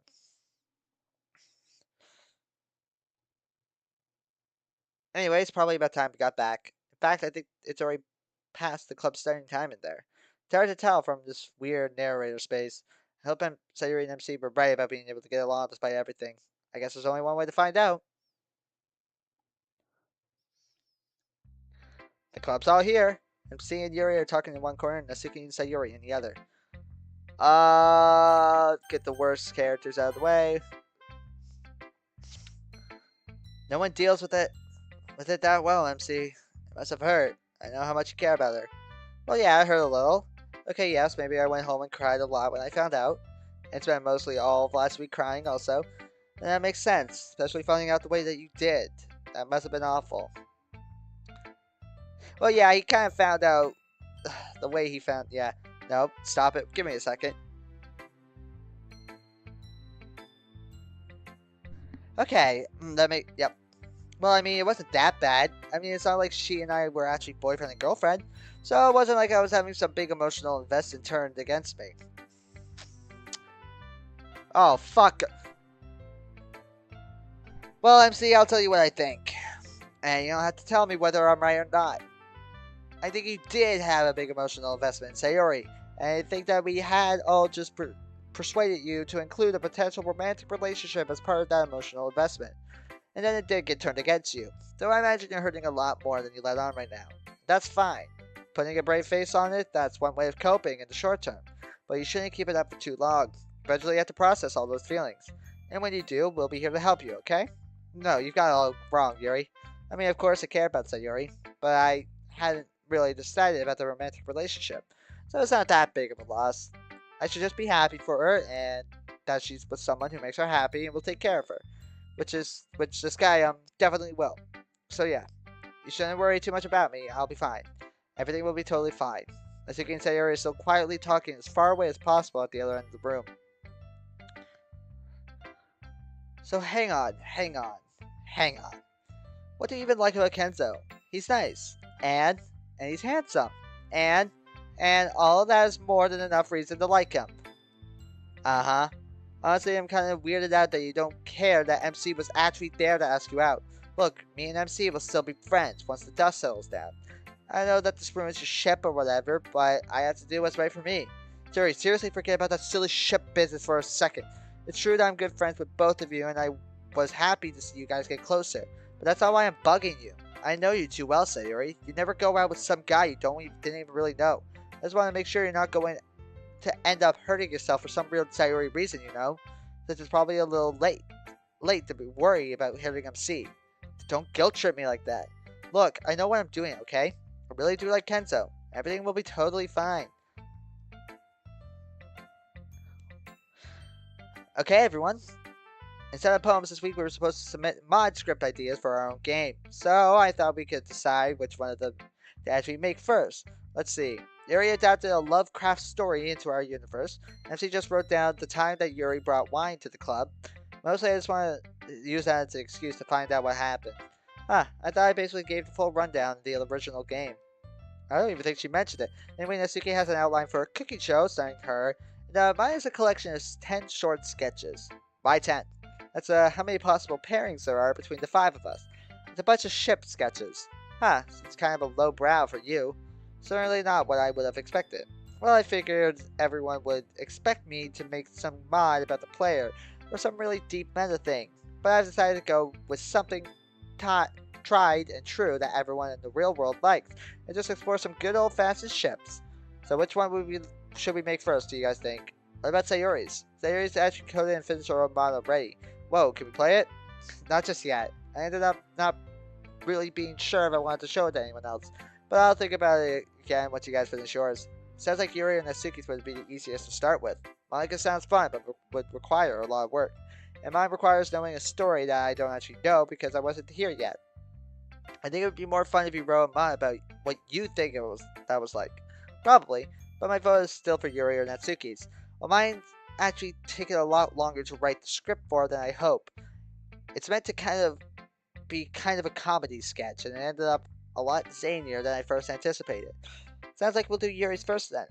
Yuri just sent me and Sayori the rough script, and we can talk about how we want to divide up the work. Okay. And with that, I guess it's about time to move on to emails. You know what? Club doesn't really seem the same without poems. It feels like something's missing when we don't do poems. I agree, writing and sharing poems is one of my favorite things about the Literature Club. And see, Natsuki, I assume you two feel the same? I was kind of getting into the groove of writing poems, yeah. Well, sharing poems is my favorite thing about the club. I joined to have a nice place to read in peace, and that's what I like the most about it. But I'll admit, it's been fun writing and sharing poems with you nerds. Then it's settled, we'll go back to writing poems next time. For next week, let's try this. Pick a song you like and read its lyrics. Then rewrite the concept of the lyrics as a completely new poem. And with that, now let's get started on emails. Don't forget you can send emails to us at lit.club.pres.monica@gmail.com. In episode 3, when Monica texted MC about his Sayori nightmare, how would she know to text him if it wasn't if it was a flashback? Wouldn't she only know that he was having that nightmare the week after when the flashback happened? But do you remember at the end of episode 2? Weird as it was, that weeks of our lives are episodes. I remember at the end of episode 2, the game went around to everyone late at night, and after, it stopped on me. I remember that MC woke up from a nightmare. Now, I didn't really have any sense of what was in that nightmare until the week after, of course, but I did know he had a nightmare when it originally happened, and wasn't a flashback yet. And that's why I texted him. I wish you didn't have to have nightmares about me, MC. Gosh. Well, it's not as though I had any control over it. I can't help how I feel. Well, you should work on it. I don't want to be responsible for any more of your suffering. No one ever said you're responsible for any of it. Let's focus and move on to the next email. Sorry about Sayori's birthday, MC, but I thought I'd ask, what is everyone's birthday? You already know mine's September 22nd. Mine's on March 26th. You probably already knew that, though. They do. They sell part of your birthday. Oh. July 16th. And my blood type is A positive. But how tall are you? Well, screw you. I am very efficient, 1.5 meters exactly. About 4'11" for you Imperial System people. My birthday is November 4th, and I'm 5'5", and my blood type is also A positive. Oh, cool! So we could donate to each other in a pinch. Gosh, they gave so much more detail than we did. That the question didn't ask for.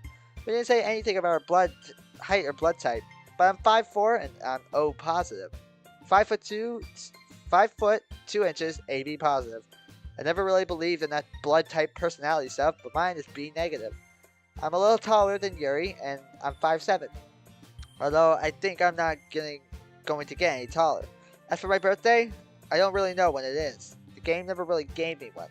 But I decided that it's probably best to count it as the day I became my own separate person. And that was April 29th. Thanks for empathizing with me, by the way. I'm sure I'll get through it eventually. Next question. Question for Natsuki. What is your favorite DDLC meme that you've seen?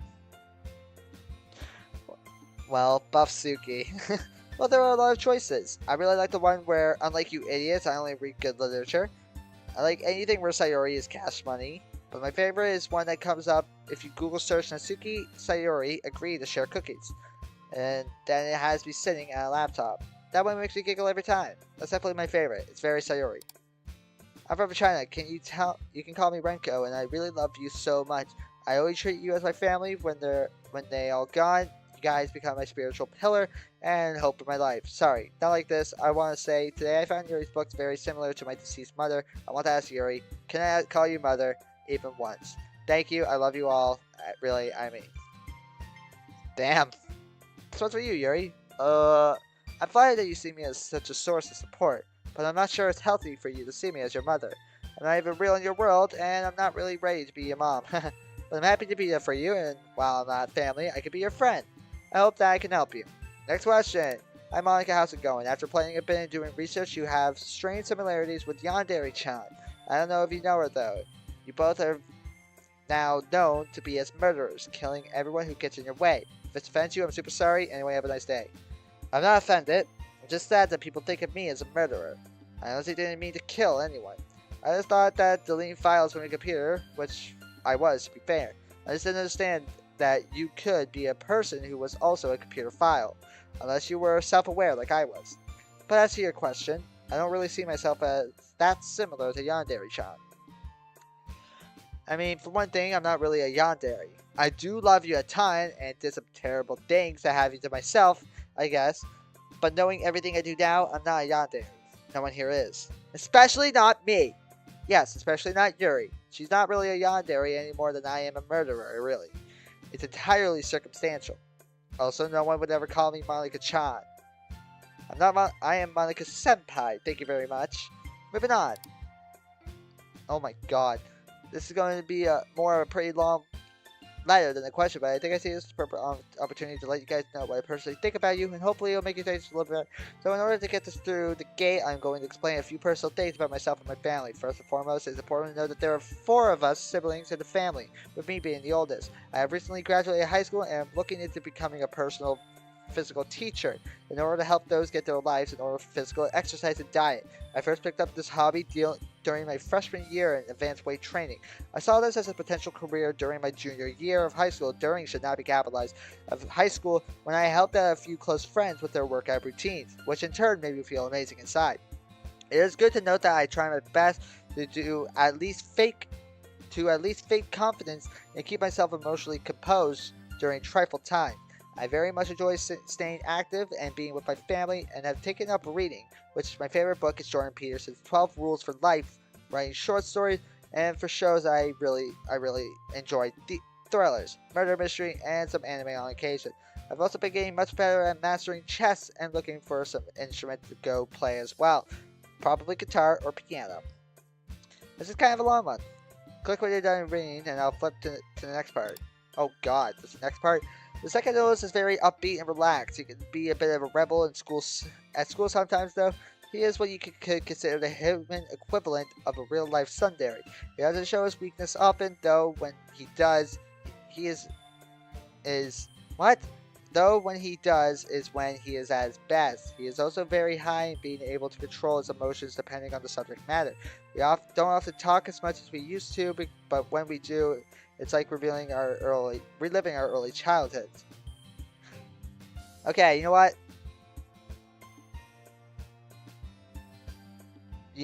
Just it's a good letter when I'm reading all of it. It's really weird to hear you refer to clicking. Like, does time stop for us when they don't click? I think so. But anyway, yeah, I'll move it to your next click. Yeah, that's a lot.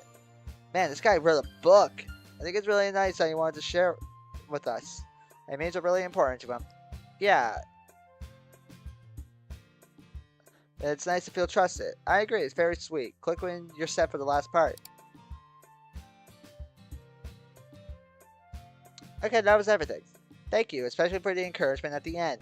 I'm really hoping to be able to see Ryan someday somehow. But I think I speak for everyone when I say thanks for making us feel like a part of your family. We're proud to be so close and helpful.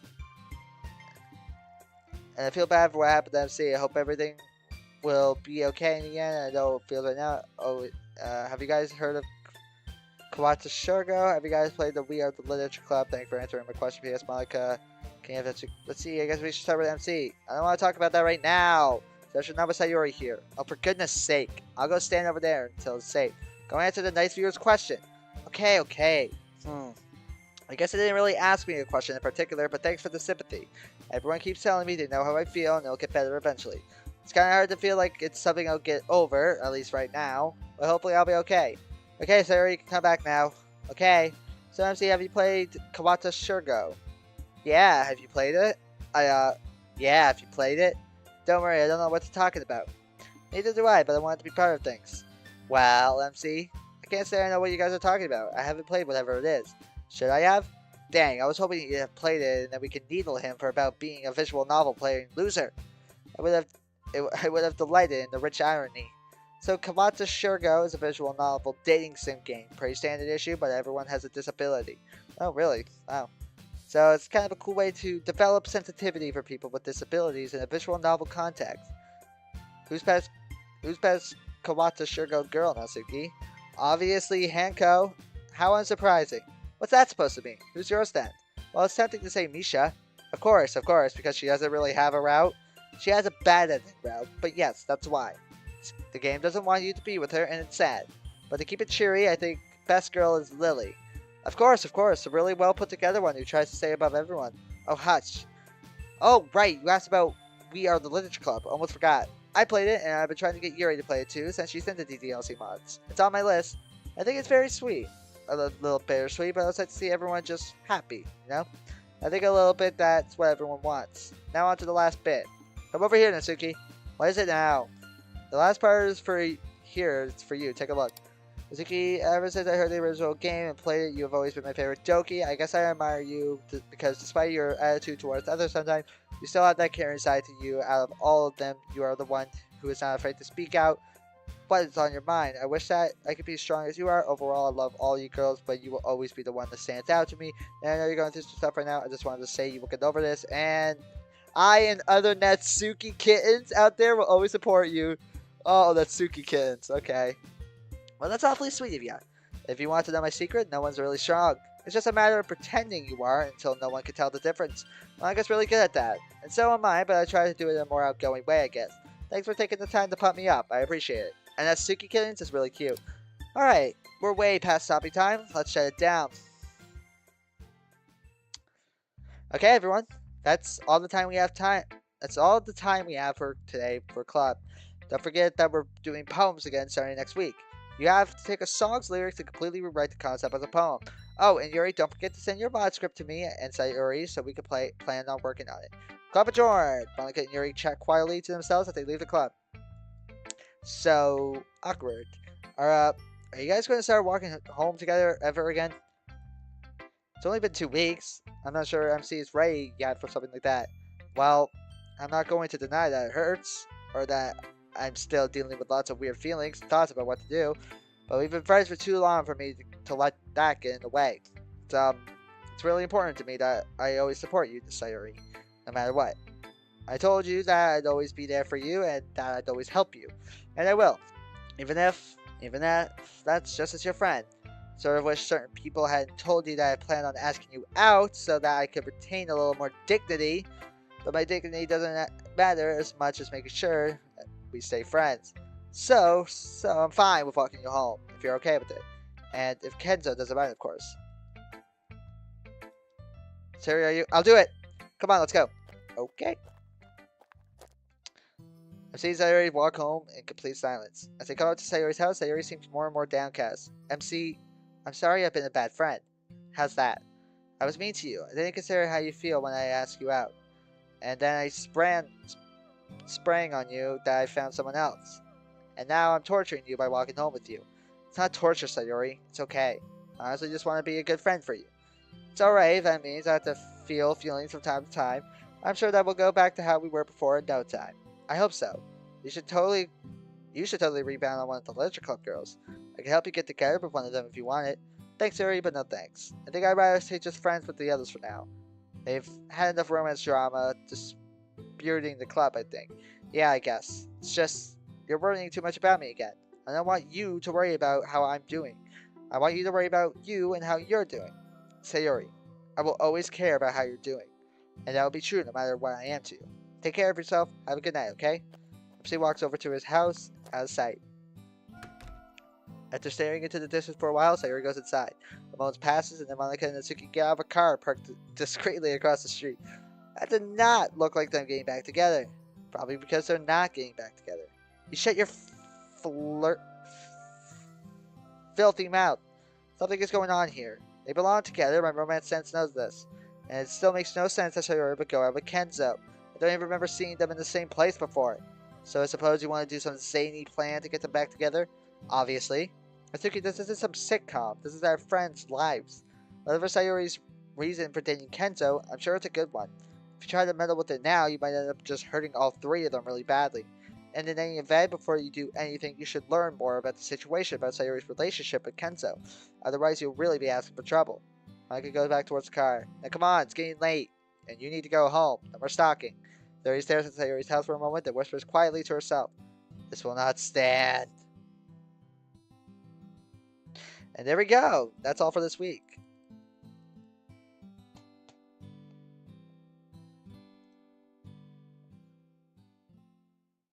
Okay, so we got through all of these episodes, and episode 7, and what did we have to see for episode 8?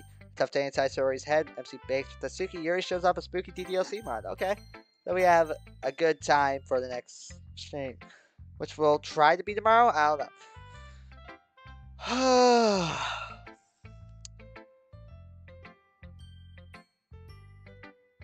Well, I'm gonna go continue dealing with these thoughts and dealing with this bad day. Anyway, hope everybody has a great rest of their day. I love you all. That was a good, almost 3-hour stream. 3 hours. Anyway, I love you all. Have a good rest of your day. Bye.